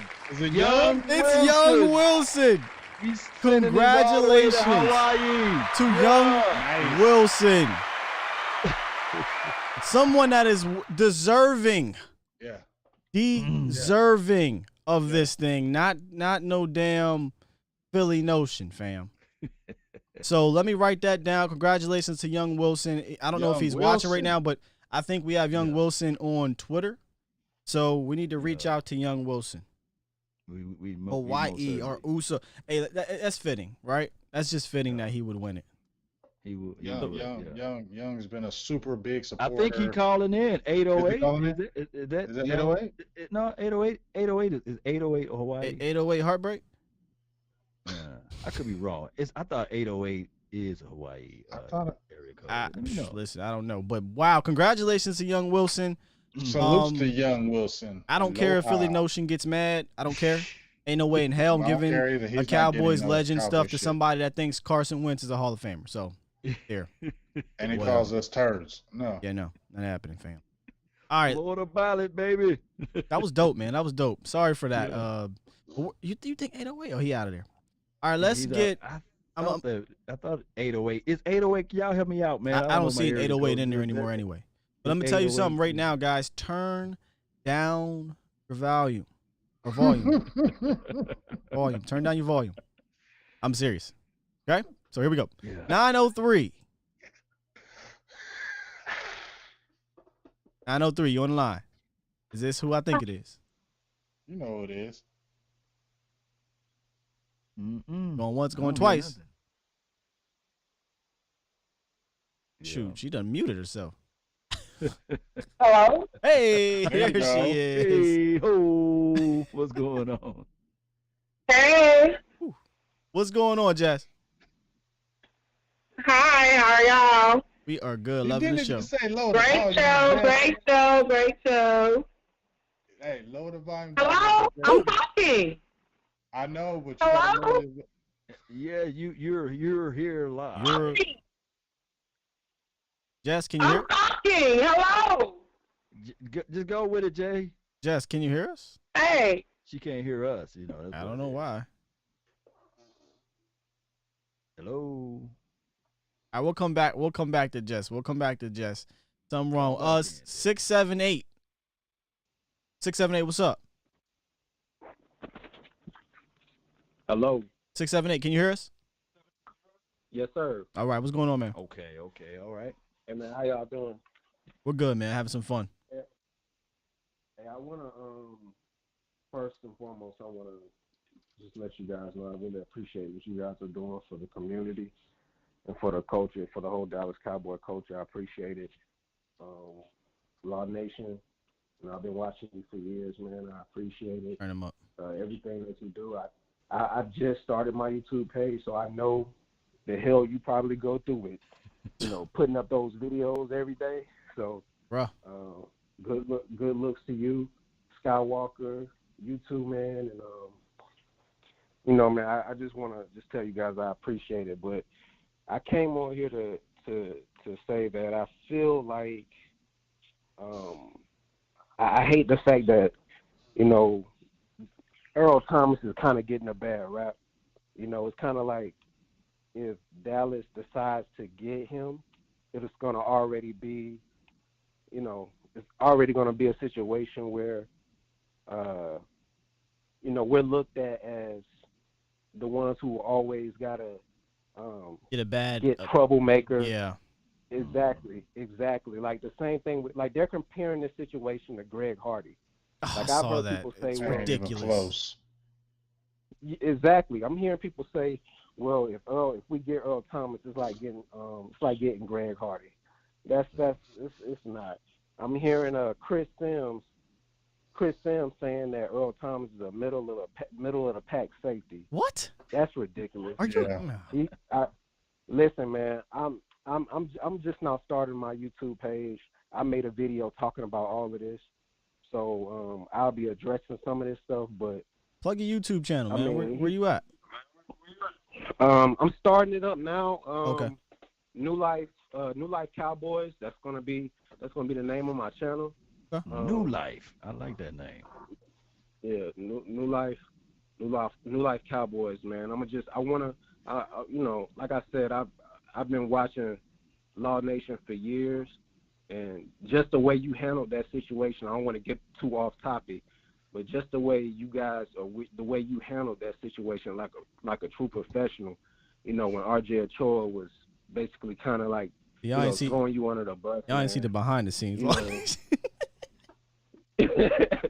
But you know what I mean? I like how you handled that, but y'all like the originators, man. You know what I'm saying? So I really appreciate what y'all do. You know what I mean, for the Dallas Cowboys community that come to YouTube to get their information. Thank you. But like I said, man, the whole Earl Thomas thing. If we can get Earl Thomas here, he will be an upgrade over what we have at safety now. That's just a fact. You know what I mean? He will be an upgrade. Ha Clinton. People were talking about Ha Clinton Diggs. How he's going to be the surprise guy. I mean, he can't even beat out Darian Thompson. You see what I'm saying? I still gotta see more on that, man, because I'm getting conflicting reports. I got the Gelkin guy saying that Darian Thompson is getting some first team reps. Then I'm hearing Dave Hellman and Kyle Youmans say this is overblown. I don't know, man. I don't know what to think. We'll find out week 1. Yeah. We will, but won't show us much. Regardless, though, ET is an upgrade for sure. Yeah, yeah, over Darian Thompson, over everybody. I can't see how anybody would put it in any other shape, form, or fashion. We know what it is. Like, come on, man, come on. We've seen enough football to know that Darian Thompson is not no Earl Thomas. Let's be real about it. Or even Ha, or even we can't expect Ha Clinton Diggs to make the same impact that Earl Thomas would. Like we can't expect that. You know what I mean? And I just feel like, we can't give up on young players also. We got Reggie Robinson getting at safety. We got Donovan Wilson, somebody who I think is, with the right coaching, I feel like he could really do some good things at safety. Got to see first. Yeah, of course, we got to see it. Obviously, with not having any preseason games, that hurts. That hurts us in a way where we can't really get a good look at what we have on our roster, as far as the young guys are concerned. But people are bringing up Daryl Worley. Every time I see Daryl Worley, CeeDee Lamb is cooking him on film. CeeDee Lamb's cooking everybody, dog. You can't look at it that way. Like I said, right. Read into more of the notes. Daryl Worley's having a good camp, actually. Well, I'm saying, as far as what CeeDee Lamb is doing to him, you know what I mean? He's having a hard time covering him. The whole secondary is having a hard time covering CeeDee Lamb, and don't get used to it. You heard what Kyle said. My bad, Sky. Oh, cool. Kyle said it. He said he's everything. He said, I thought when you saw what he did to some people in college, you wanted to see if he could do it to the pros, and he said he is doing it. Everybody is. My only thing is, and I understand what the caller is saying, but my only thing is, week 1 we got Cooper Kupp, week 2 we got Julio and Ridley. And then week 3 we got DK Metcalf. So we're going to have our hands full. So it's going to be one of those situations where we will not know until week 1 of what Worley really is going to do out there. Here's what I think we need to do when it comes to these practice clips, because all you're seeing and we are seeing is 2 or 3 clips. And just like Broadus and people like to say about offensive linemen, you don't grade an offensive lineman on the 2 plays. You grade him on the 63 others. And we don't get a chance to see. We don't get a chance to see the 63 other plays that Daryl Worley and Anthony Brown and Cheeto are doing. We only see the highlight Cheeto catch or the highlight CeeDee Lamb catch over Daryl Worley or getting burnt by. But if you got to kind of find on Twitter or what have you, all the guys covering the Cowboys that are there watching, and there's notes that will tell you You know, Worley with the breakup, Worley with the pick 6. Worley's looking good. There's one that I'm actually going to have a Daryl Worley video dropping probably after the show that shows that Daryl Worley is playing so well at camp that I think it's Michael Gelkin. He said that he doesn't know where he's going to play, but he's going to play. So we kind of got to just dig a little deeper. It's hard though, right, bro? Because all we got is those damn clips. That's all we got. Right. I mean, and with respect to that, I was only speaking on those clips that I and that's fair. That's all we got. That's all we got. Yeah, that's what I was speaking on. And you're right by quoting Brian Broaddus. That's somebody that I look up to as well. But I just feel like, it's question marks in secondary. I would like to see. Yeah, man. I mean, I just feel like we have to, if you look at what Kansas City did by bringing in Tyrann Mathieu. Oh man. You know what I mean? They did what they had to do to bolster up their secondary to take their team over the top.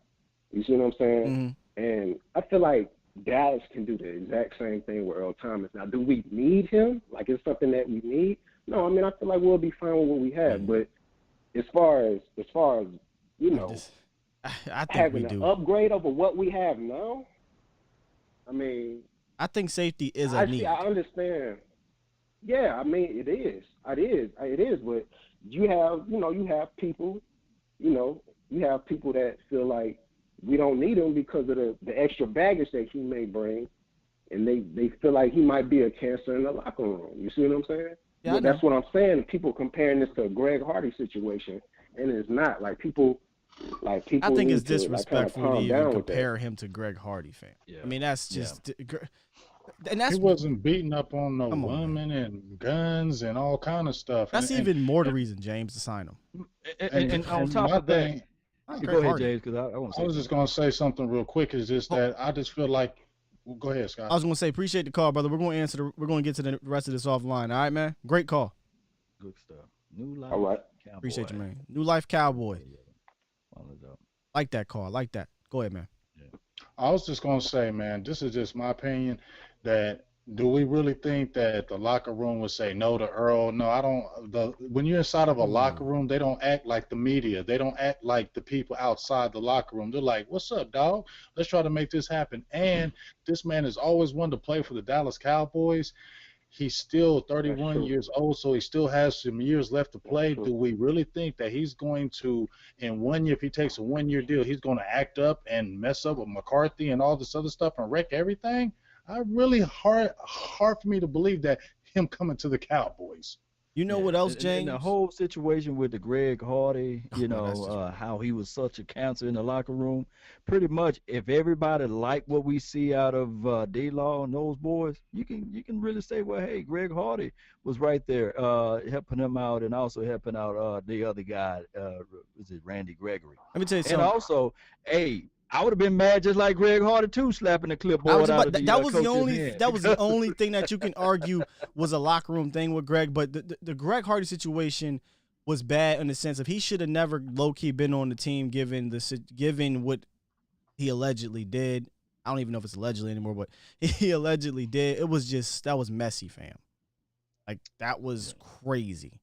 But he came on the team and Somebody on Twitter was like, man, yeah, that was such a disaster. I would never forgive Greg Hardy for what he did. He destroyed our season. I'm sitting here like, did you even watch 2015? So Brandon Wheaton, Kellen Moore, and Matt Castle didn't destroy our season? Our defense was actually pretty good that year. And Greg Hardy had 6 sacks. So, Feel me? Here's what I don't like, okay? And this is why I think as I don't call us media people, right? But as bloggers, Cowboys, people that cover the Cowboys, we have to give both sides. We are pro Earl, but I've always said if they dig deep and they realize Earl Thomas's background, his situation is too much, I'm okay with that because at the very least they dug deep and they said, you know what, we would love to have him, but we just can't risk what's going on with him mentally or what have you. It's not working out. However, what is irresponsible of us in the media is to constantly throw out all the negative parts of getting Earl Thomas, which is just the whole locker room thing, right? Because it ain't on the field. It's irresponsible to not talk about what he could potentially bring to the team if you're going to go all the way negative, I don't want to hear what you're going to say. If you're all the way positive, I really want to hear what you want to say either. But you got to give me both sides of the point. You got to give me both sides of the field. Good stuff right there. Okay, so Earl Thomas, he has the issues going on right now. He didn't fit in that Baltimore locker room. That can be a risk if you bring him into a situation that the locker room chemistry is this and that. But like I said last night, how confident are you about the real locker room chemistry when it's a ton of new players and a ton of new coaches? That chemistry is still being developed. So you talk about the negative, let's talk about the positive. Earl Thomas is one of the highest rated safeties in 2019. Earl Thomas gave up, listen, this is no joke, the last 6 games, he gave up less than 20 yards when targeted. He gave up, I believe, less than 15 or 20 catches on the season. On the season, Law and James. He was still an elite cover safety. Earl Thomas went to a defense that utilized him more like a Jamal Adams. So when people look at his production and they say, well, his production's down, well, he was used differently. But when you look at the analytics, his coverage skills were still great because he is a cover safety. And what are we doing here in Dallas? We're playing more coverage. So if you're going to hit us with all the negative parts of it, be fair and tell us if you add Earl, what he could bring to the team. That's all. Yeah. You can throw your Clue bomb. Just throw that thing. Let's get a caller here. All right, look, Jess, we're gonna try this again. We're gonna try it again, but I'm telling you. All right, Jess, you are on. You good? There you go. You there? Come on, Jay. Hello. Going once. Going twice. So to 580. 580. What it is, what it do? Hey, how you guys doing? We're good, man. Having a great show. Yes, sir. That's an awesome show. Thanks, brother. I was just wondering. I got a couple questions. I was just wondering. Do y'all think we have any Pro Bowlers at the corner position, possibly? Pro Bowlers. I'd say no. Pro Bowlers from where? At corner. At corner. I don't think so. That was quick for me. I mean, potential. So listen, potentially Diggs later on in his career, but I don't believe so right now is all. Is that fair to say, caller? Yeah, that's fair. I was just wondering. And y'all were talking about going out and getting Earl Thomas. Man, I tell you, if we was to sign this dude with the young guys we have at corner, this guy can erase any mistake our corners make. Man, he is. I can't believe they're saying he's washed up. He's still good. Goofy, man. Yeah. Can't believe Chris Sims said he was a. What did he say? He was what? Middle of the pack, and Dallas had better. And if you know, hold on, he said Dallas has better. Yes, he said Dallas had better, and that he'll just be waiting for a call. I'm just gonna calm myself. Kavanaugh said, "What?" Kavanaugh went in there and ripped him, dog. Yeah. Are you kidding me? Chris Sims he said he's 100% better than Ha and Thompson. He said he's 100% better. Chris Sims be coming with the shock jock. Anyway, go ahead, caller. Shock jock.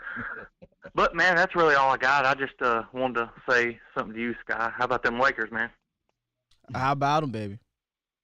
Oh, hold on, because I got it. That's all I got, guys. Let's go Lakers, go Cowboys. So yes, sir. We go. yeah. Vach is in the building. Vach, yes, we brought up Earl because the caller brought up Earl, and we brought up the fair points of it. We know you don't want Earl. Your team toxic defensive end, but you don't want the toxic, safety. We get it.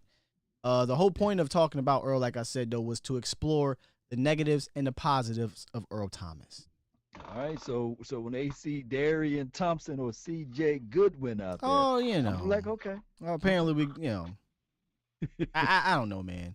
You already heard my spiel on the safety situation, man. We be acting like we good at safety every damn year, and every damn year we're begging to go get a safety. We got Jeff Heath. We got J.J. Wilcox. We okay? I don't know, brother. I don't know. I'm about to say 2 dime, like 9 dime.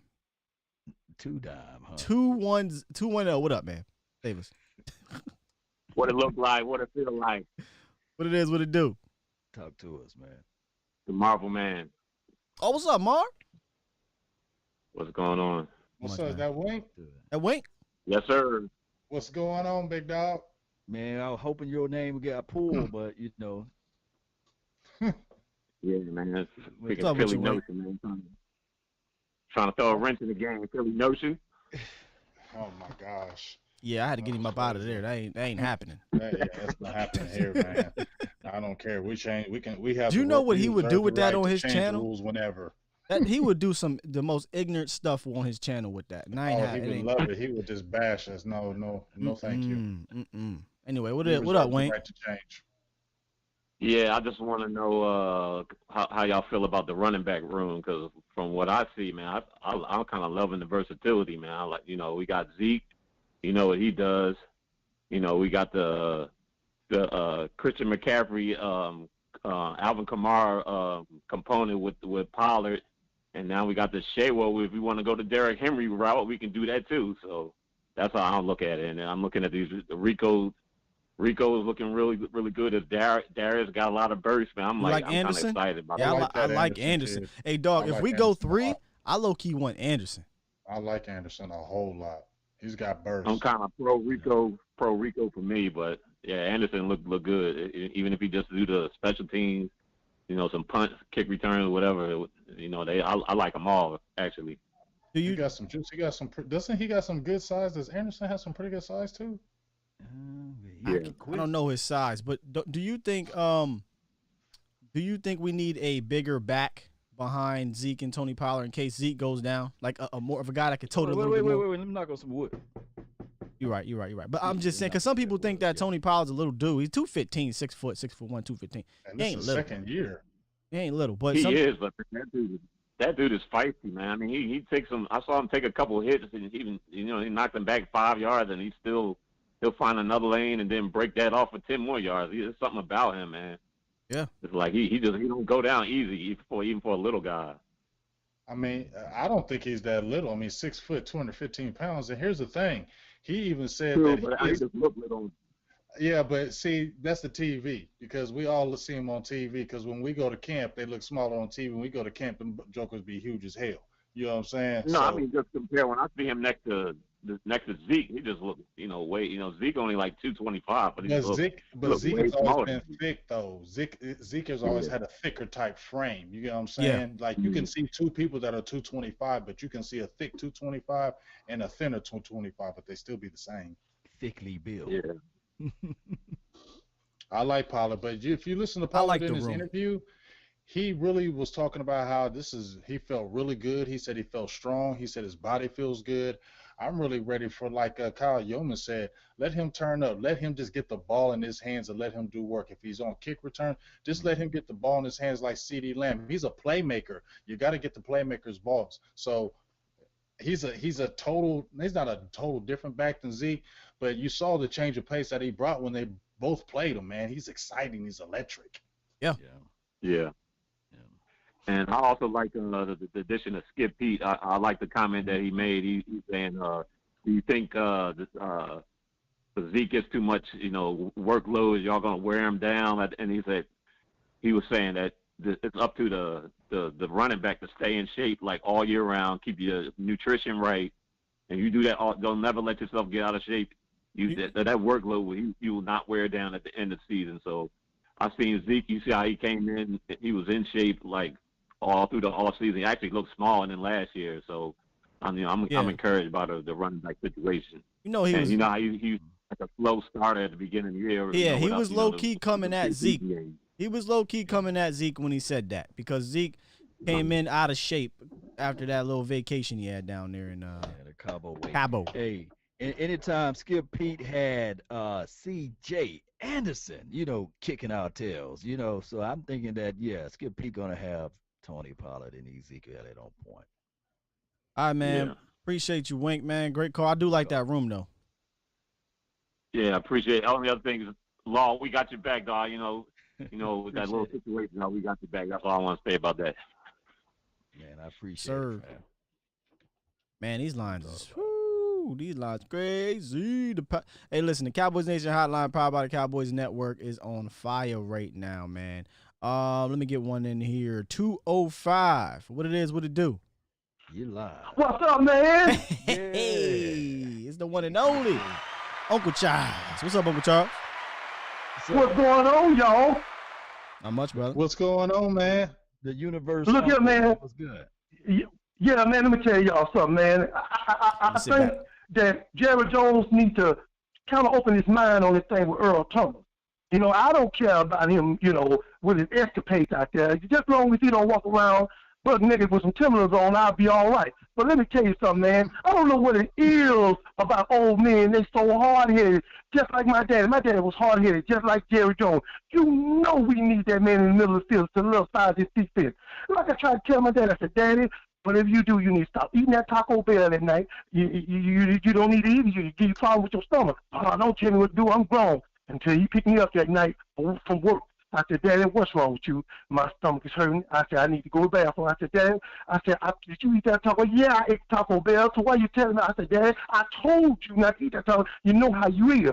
He said, I said, well, pull over there at that church of chicken with a rat took over it. He said, no, I think I can make it. So we get all the way up the road up there. I said, pull up the telephone booth. Let me call Mama. I said, Mama, Daddy got to use the bathroom. I said, you need to be at the door when we pull up the yard. And all of a sudden we get to the door. I'm knocking on the door. Boom, boom, boom, boom, boom. Ain't nobody came to the door. Boom, boom, boom. I said, Mama, Daddy got to use the bathroom. She said, I'm trying to find my shoes. I said, Mama, you don't need no shoes to answer the door. Come on to the door. And by the time she got to the door, he already used the bathroom now. It's too damn late. And all of a sudden she said, son, I tried to tell your daddy not to eat that Taco Bell. You come on in.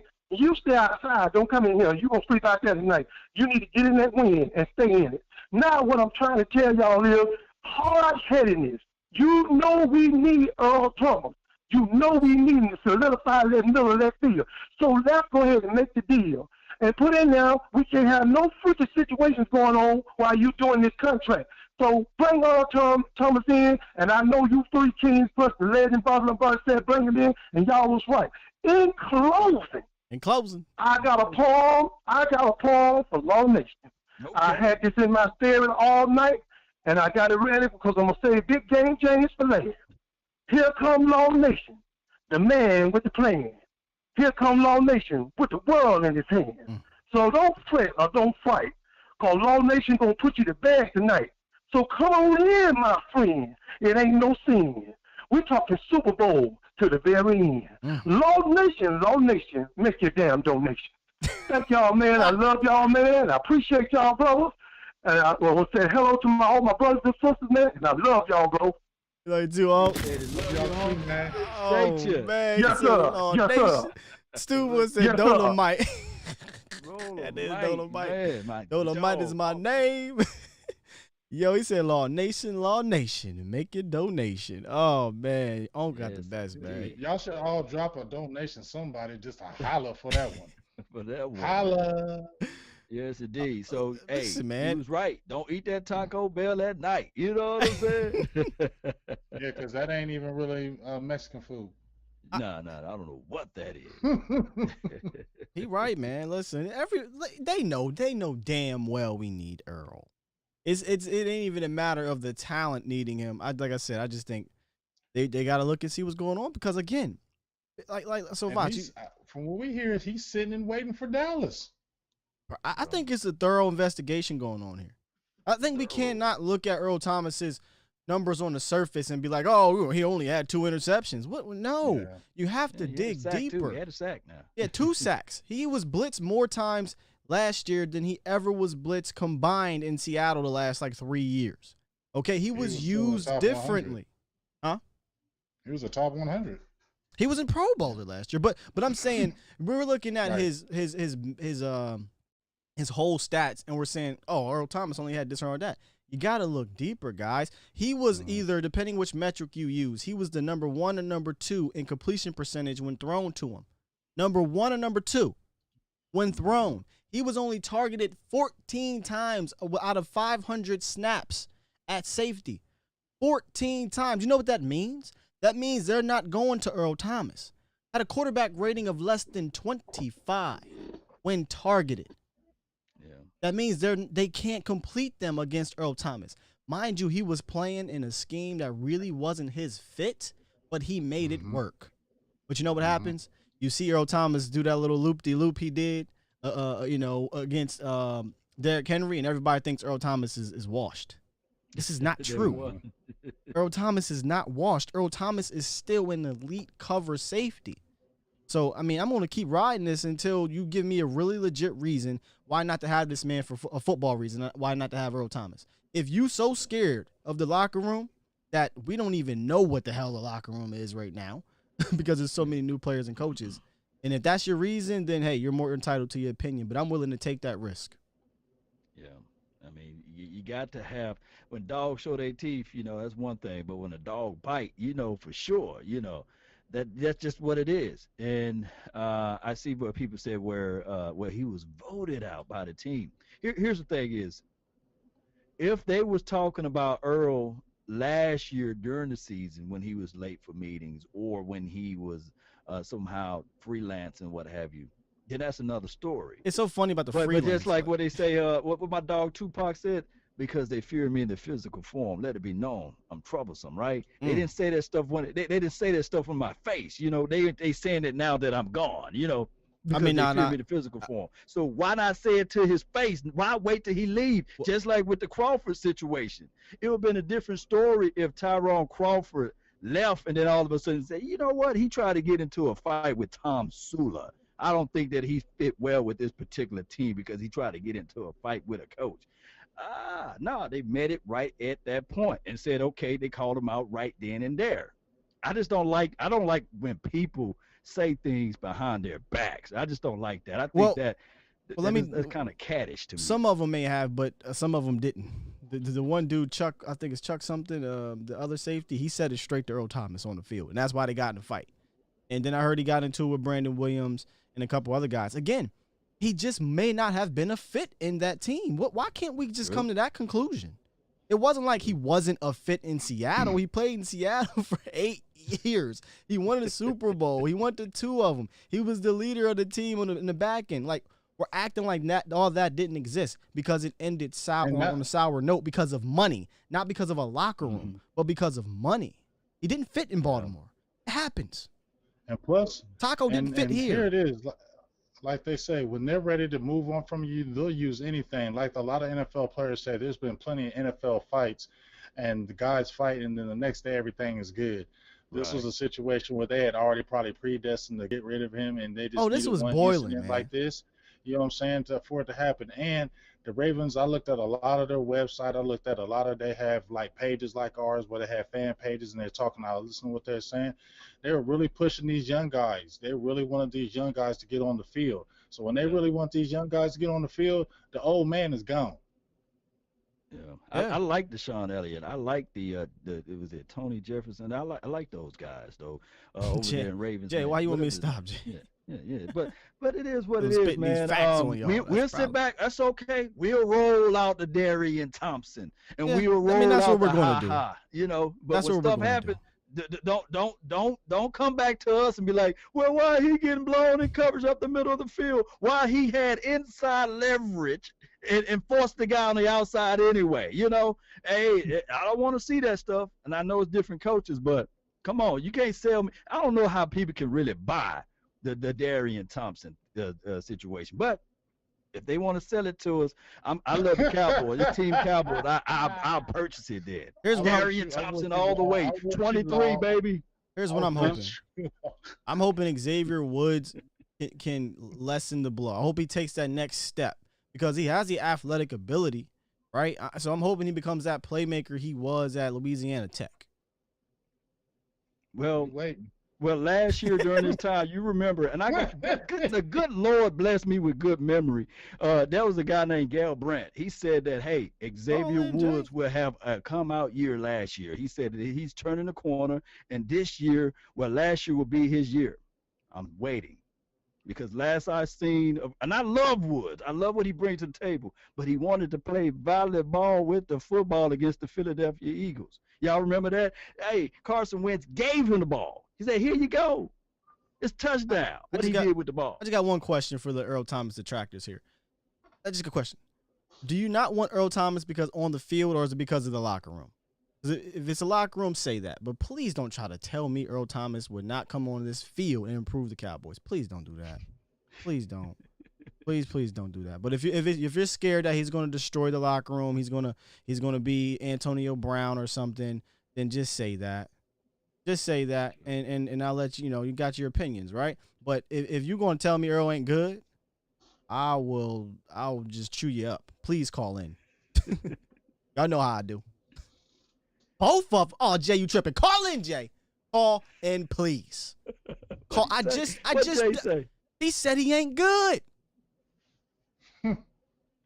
I tell you what, I want people to go back and look at the time, because I know people look at the stat and say, well, he only had 2. Well, look at the time and the down and out distance. He really had 3, and one of them got called back, but whatever. Yeah. Man, if you look at his numbers across the board, especially on Pro Football Focus, my God, they're amazing. They're amazing. They're still really, really good. They're still really, really being good. Fed this media or something. I don't know, man. I really, truly don't know. If you're saying a dude is not good no more, what the hell are you watching? Yeah, I don't know. I don't know, man. Oh, pull up Woods versus Thomas last year. Are you kidding me right now? Are you kidding me right now, dog? You said who? I watched Xavier Woods drop 4 picks last year. I watched Xavier Woods miss so many crucial tackles last year. And I'm not saying Xavier Woods is bad, y'all. I think Xavier Woods has the potential to take the next step. But I've watched Xavier Woods be a middling player to above average player for the last 3 years. Earl Thomas is elite. Don't give me Xavier Woods as Earl Thomas. Are you kidding me right now? If anything, Earl Thomas is going to help out Xavier Woods and make him better if them two play together. Oh, yeah, I would love it. That's a great combo. Let's really look at that. Let's say that again. Earl Thomas, Xavier Woods. I think that makes a great combo. I'm getting 870. Please save me. Because you're going to have me going off. 870, you there? Who was this? Hello? Yep, you there, man. You're live. Hey, guys, how's it going? Oh my God, I'm sorry. Go ahead. I'm sorry. We got breaking news. Holy hell! Did we sign him? No. This is basketball news, man. Oh. NBA is over for the Lakers and Clippers, which means it's over. They canceled the NBA. Shut the league down. They boycotting the rest of the year. Holy shit! Wow. That is something we will be talking about. Sorry, caller, but that's big news. I'm a Laker fan and basketball fan. And it's okay. Go ahead, caller. All right, fellas, how's it going? Oh, good. How's it going, fellas? Good, man. Yeah. I had talked with Law. I think it was Saturday, and we were talking about Earl Thomas. And the thing about it is that I was on the fence at first, and then I thought about the time when we'd gotten Charles Haley. He had a reputation with the 49ers. I mean, you think Earl Thomas thing is something. I mean, there was a rumor that he had actually urinated on one of the guy's legs, one of the defensive ends, and that was the last straw. Yep. And that was the last straw. And then Dallas was able to get him so easy like that, and then the rest is history. I mean, you look at, they were dominant when they got him, and he just needed a different environment, The more I thought about it, I said, you know what, there's no angels out there, and if we can just, find a way to get him to play within the system, and, they might need a kicking behind to get somebody to make him play better anyway. So that might be a, win-win situation, I agree, man. I think it's just a matter of different scenery in a sense, man. That's how I feel. Yeah. And I got to say this too, caller. I've seen so many people say, well, it didn't work out with the Seattle Seahawks and the Ravens, and those two organizations within the last 5 years or so been the best organization the NFL have seen as it relates to collecting talent. I call people that say that is BS, because if you think about it, if you remove Jason Garrett, and my bad, Jay, I know you're in the chat, but if you remove Jason Garrett from our team, your stream is disconnected. Coach, man, you would say what the Dallas Cowboys within the last 5 years as it relates to collecting talent is just right up there with those teams. Let me know, since 2016 to present day, what have the Seattle Seahawks done that's just so much better than the Dallas Cowboys or the Ravens, dare I say? They just have different. They just have a different coach. Better coaching. they've been viewed different because they got a better coach than us since 2016 or 15, however you want to call it, for the last 5 years. I'll put you. I'll say this. Jay's about to report us. Huh? Jay Farm. But here, check this out though. Y'all remember Corey Dillon? Yeah. Oh, good one. It was a headache in Cincinnati. They had him. Randy Moss. Where'd he go? Went right over to New England, and what'd he do? Randy Moss is another one. You feel me? Yep. So nobody saying nothing about the Patriots. As soon as they release somebody with a head case, the Patriots are on them. Don't nobody say nothing about them because they win in the organization. So why is it different for us? If this man can still play, which he can, Jerry, I told you we had to talk, and I was like, I don't know about them problems. But then when he came and they released him, like, I don't give a hell. I'm trying to win a championship. Get this man on the team. Forget all that, man. We trying to win a championship or not? Are we trying to get to the ship or not? Are we gonna sit there and say let's get 2021 or 2022? No, it's 2020. It's time to get it now. If this man's available, let's make championship teams make these moves. Period. Yes, they do. And they're. I think they could. They could really use his talent there. He's got speed. He could be the quarterback in the secondary for him. And I just honestly believe he would give them a different attitude. Plus, all it needs is just a little, I don't know, like motivation to get going. And if they could get him back in play, that would really be something. One last thing on that caller. I'm feeling what you just said, but to my guys on the panel, Law and Steel, don't you think that Earl's going to sit back and say, man, whoever signs me, I'm about to prove to all of y'all I ain't fell off. Y'all think my game is over. Y'all think I'm done. Earl is the type of dude that is motivated on that type of thing. So you think you're going to get a weak Earl or a motivated Earl? I think you're going to get a highly motivated Earl to shut the whole league up and let them know I'm still here. Absolutely. And plus he's playing in his home state too. So team he wants to really ball. He wants to be here. So that, of course. So, hey, well, look, I know you got other callers and everything, and only a few. It's been a pleasure, fellas, and I'll be talking with you soon. Thank you, sir. Hey, appreciate you. Great call. All right. Man, it was something I wanted to say. I wanted to get to this question. Shout out to a couple donations over here, man. I haven't been able to get to y'all. Appreciate the donations. Armaro says, I'm sorry if I said that wrong. Amaro says Dallas is facing the Rams, Falcons, Seahawks, Cardinals, Ravens, and Niners. Some high-profile offenses. Wins with ET and wins without ET. What do you think? Like, can we beat them with or without? I think we can win. Like I said it so many times. With the safeties we have, we can win. We can beat teams. We can be a 10-6, 11-5 team. I've thought that. I cannot sit here and say we're a Super Bowl team. We're gonna win the Super Bowl. I know a lot of people love to say, "Oh, we're gonna win the Super Bowl." Dog, now you're being a fan, which is cool, but I'm trying to be objective here. I got to see more before I'd be like, we're a Super Bowl team. Now, Earl Thomas would definitely help us get to that because what is one of the things that we're missing, y'all? Safety. Yeah. Let me ask you this. How many games did the Kansas City Chiefs win last year? Well, 12. 12. Do they win 12 games without the Honey Badger? I think they can still win 11 to 12 games without the Honey Badger, right? Yeah, but do they win the Super Bowl? And that could have been the same talk track with the Ravens. How many games did they win last year? 13. I think that they can still win 12 or 13 games without the guy that we're talking about now, Earl Thomas. It's not the one player that makes you win games. Like you get the guy, we going to the Super Bowl. And that's not what we're trying to say here. But when it gets to a pinch in the Super Bowl or in the playoff game, give me that guy, that experience. I say all the time, a new broom can sweep the floor, which is good, but that old broom can get the corners. And when you think about it, that Earl Thomas, when he played against teams that he used to play for, like he played against the Seattle Sea Chickens, he showed up that game. He was there. What did he do to Dallas? Made his presence. Yeah, and with the Dallas situation, when we was coy with it, hey, he showed up that game. Although people fail to realize Ezekiel Elliott was the first guy to give him that stiffy. You know that stiff form Ezekiel Elliott gave a good old Earl Thomas, you know? I remember that just like humble he did. Yeah, true that too. So. There's a lot of moving parts with this, but what I'm trying to say is, look, we got a team right now. I don't care how you try to sell it or how you try to cut it up. brick it up or put it out there to sell or resell or what have you. Darian Thompson, man, come on, fam. I was just about to say, no, Law. When it comes to these plays you talking about, no, everybody's cool with just rolling out Darian Thompson. I don't know how or why, but and listen, could be Coach Al Harrison, Maurice Linguist could be just like, okay, we got something out of this guy. And listen, I'm not going to sit here and be a hypocrite.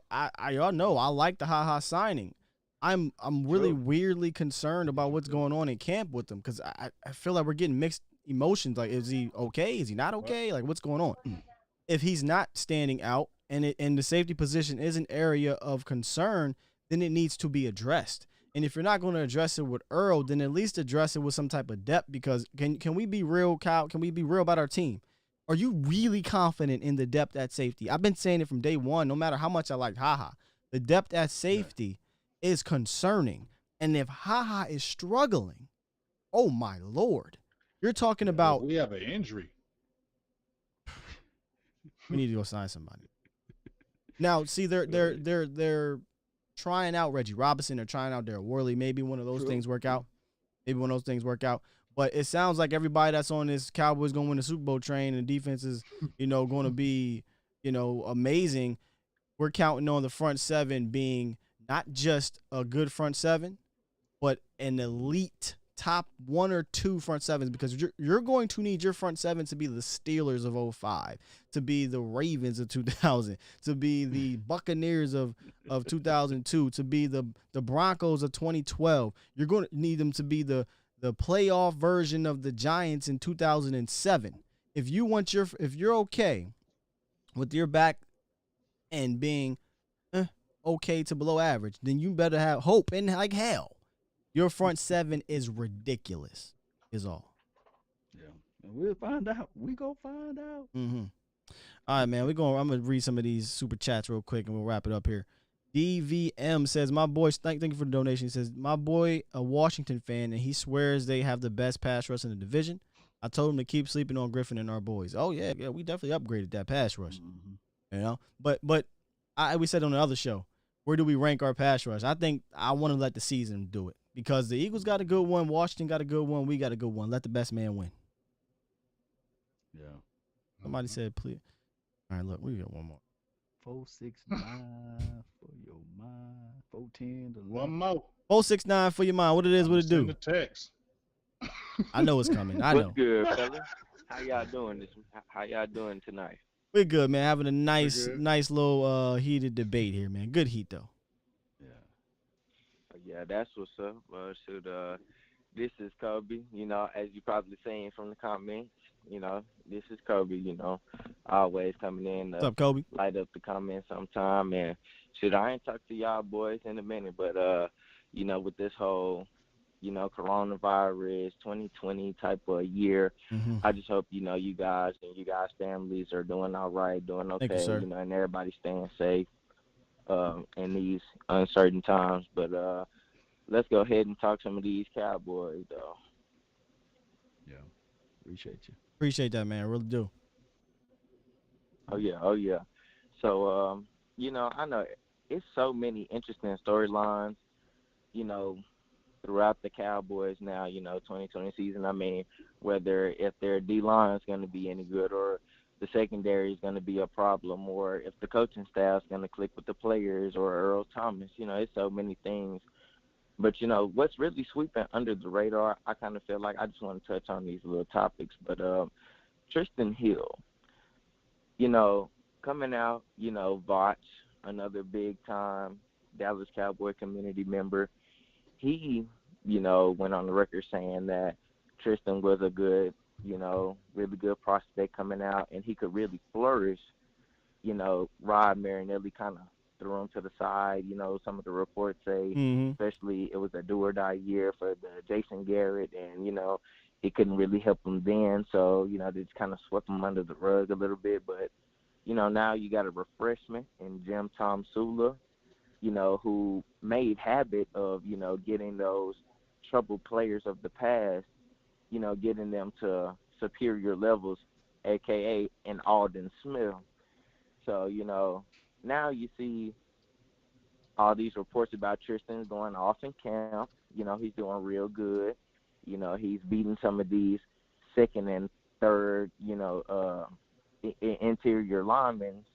So, you know, and now the blue and white scrimmage is coming up. I just want to see, what are you guys' thoughts on, you know, what we might see from Tristan?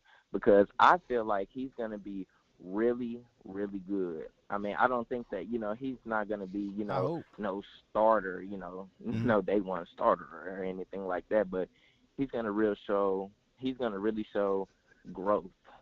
What are you guys' opinion on that? Well, it sounds like he is showing growth. Brandon Tucker was on the show yesterday, and he said that, you know, Tristan he's growing. He looks good. He looks fast. He looks stronger. And I personally think, Law and James, that, you know, Tristan's going to have a better year. I don't know how much better, but I think in his second year we'll see a year or two improvement, especially with this coach, Jim Tomsula. Yeah. Well, I've always liked Tristan, and you know, I've been, especially this year, like, let's not throw him away. Let's not throw him away. I've really been preaching that. I can't lie. I love Ed Tutal-Jones. That's my dog. That's 72. But that 72 looks good on Tristan Hill, and he said he really liked that number. So maybe the aura of Ed Tutal-Jones goes into your body and your soul, and then it metamorphosizes onto that field, because everybody's pretty much said it's never been the talent. It's just been upstairs. And then just like Scott said, Brandon Tucker, he's a guy that really works with these guys. He had nothing but a glowing reviews for him. And we've seen a little bit of it a little bit last year, and I think he may not be a starter, but I think he's going to be an integral piece, and I think he's going to surprise a lot of people, and I really love to see what he's going to do in the future, because I think he's going to be a piece for the Cowboys to keep. Thanks. Yeah. And then all of last year he had a communion cup size of snaps out there. So hopefully he'll get a bigger doses this year, and we'll see what his grain of salt is worth.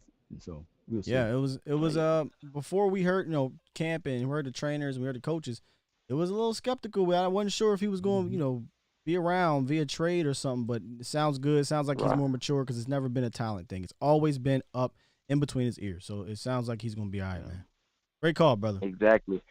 And, I'm sorry. I just wanted to touch on this one more thing about Tristan, because, you know, I know, he's kind of really slept on, you know, because of the more big names. But, you know, I went back today because, you know, I'm a real Cowboys enthusiast. You know, I'm not some of these fake fans that, you know, really just come around here, you know, for the wins or anything like that. I've been here, you know, for the longest time. So, you know, I really try to study these players. And you go back and look at Tristan's film from this year, and, you know, he played the one tech. He was out of position, and he was coming out of college, UCF, and he was actually staying with these grown offensive line men that's, you know, in the NFL today. I mean, you go back and look at his film, you know, he showed some real promise. And now they say he's coming into the year head focused. He's always asking questions, you know, things that he wasn't doing his rookie year. You know, he didn't really show any initiative. But now he's coming into the building head down, you know, trying to learn from these guys. And, you know, he came in shape, you know, more in shape than he was his rookie year. So, you know, it's going to be real interesting to look at. And, yeah, he's going to possibly climb up the charts, you know, very quickly with this blue and white scrimmage. Indeed, brother. Indeed, man. Appreciate the call, man. Salute, bro. Yes, sir. Good night, y'all bro. Boys have a blessed night. You too, man. You too. You too, man. Appreciate it, man. All right, man. Woo. Great show, man. Great show. We're going to wrap it up here. Go ahead, guys. Take it away before we head out here and give you salutations. I know you already got the text, so. Sorry, Jay. We can't take it, brother. We can't take it. I mean, if that's you, 2948, we can't take it right now. I love Sky. That's my dog. Stick around, though. I'm dropping. Stick around for the premiere. I'm about to drop this premiere here soon, but go ahead, James Law. Oh, I just want to just give a shout out to my dog, the Ninja. That's my homie. Is it your birthday today, big dog? I think it's your birthday today. Happy birthday to you. Appreciate you. Been a great supporter from the short time we met and been a good friend already. Had a lot of good talk. So shout out to you, birthday. Shout out to you. You know you got your shirt coming. Shout out to Floor Perrier, his hat. I got you. It'll be there Friday, and that's a dope ass hat that you got.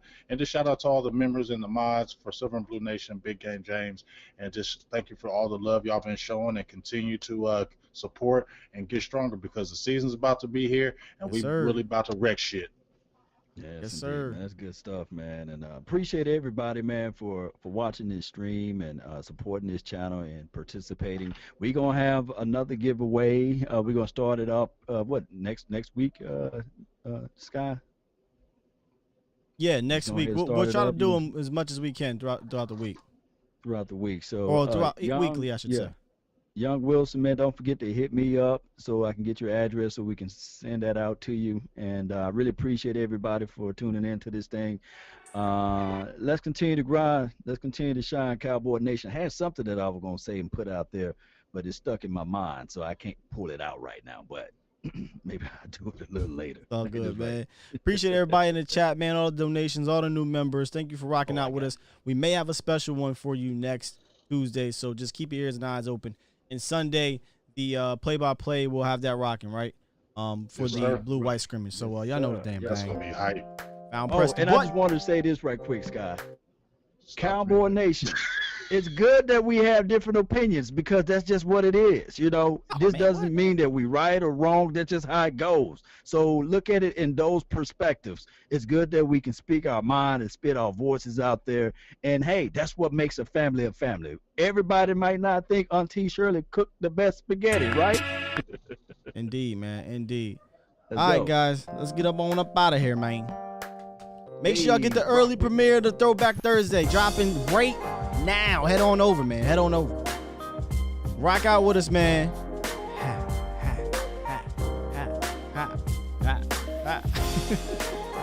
This time I'm gonna make sure I don't hit the button where they see everything going on. Love y'all, man. Great show tonight. Peace.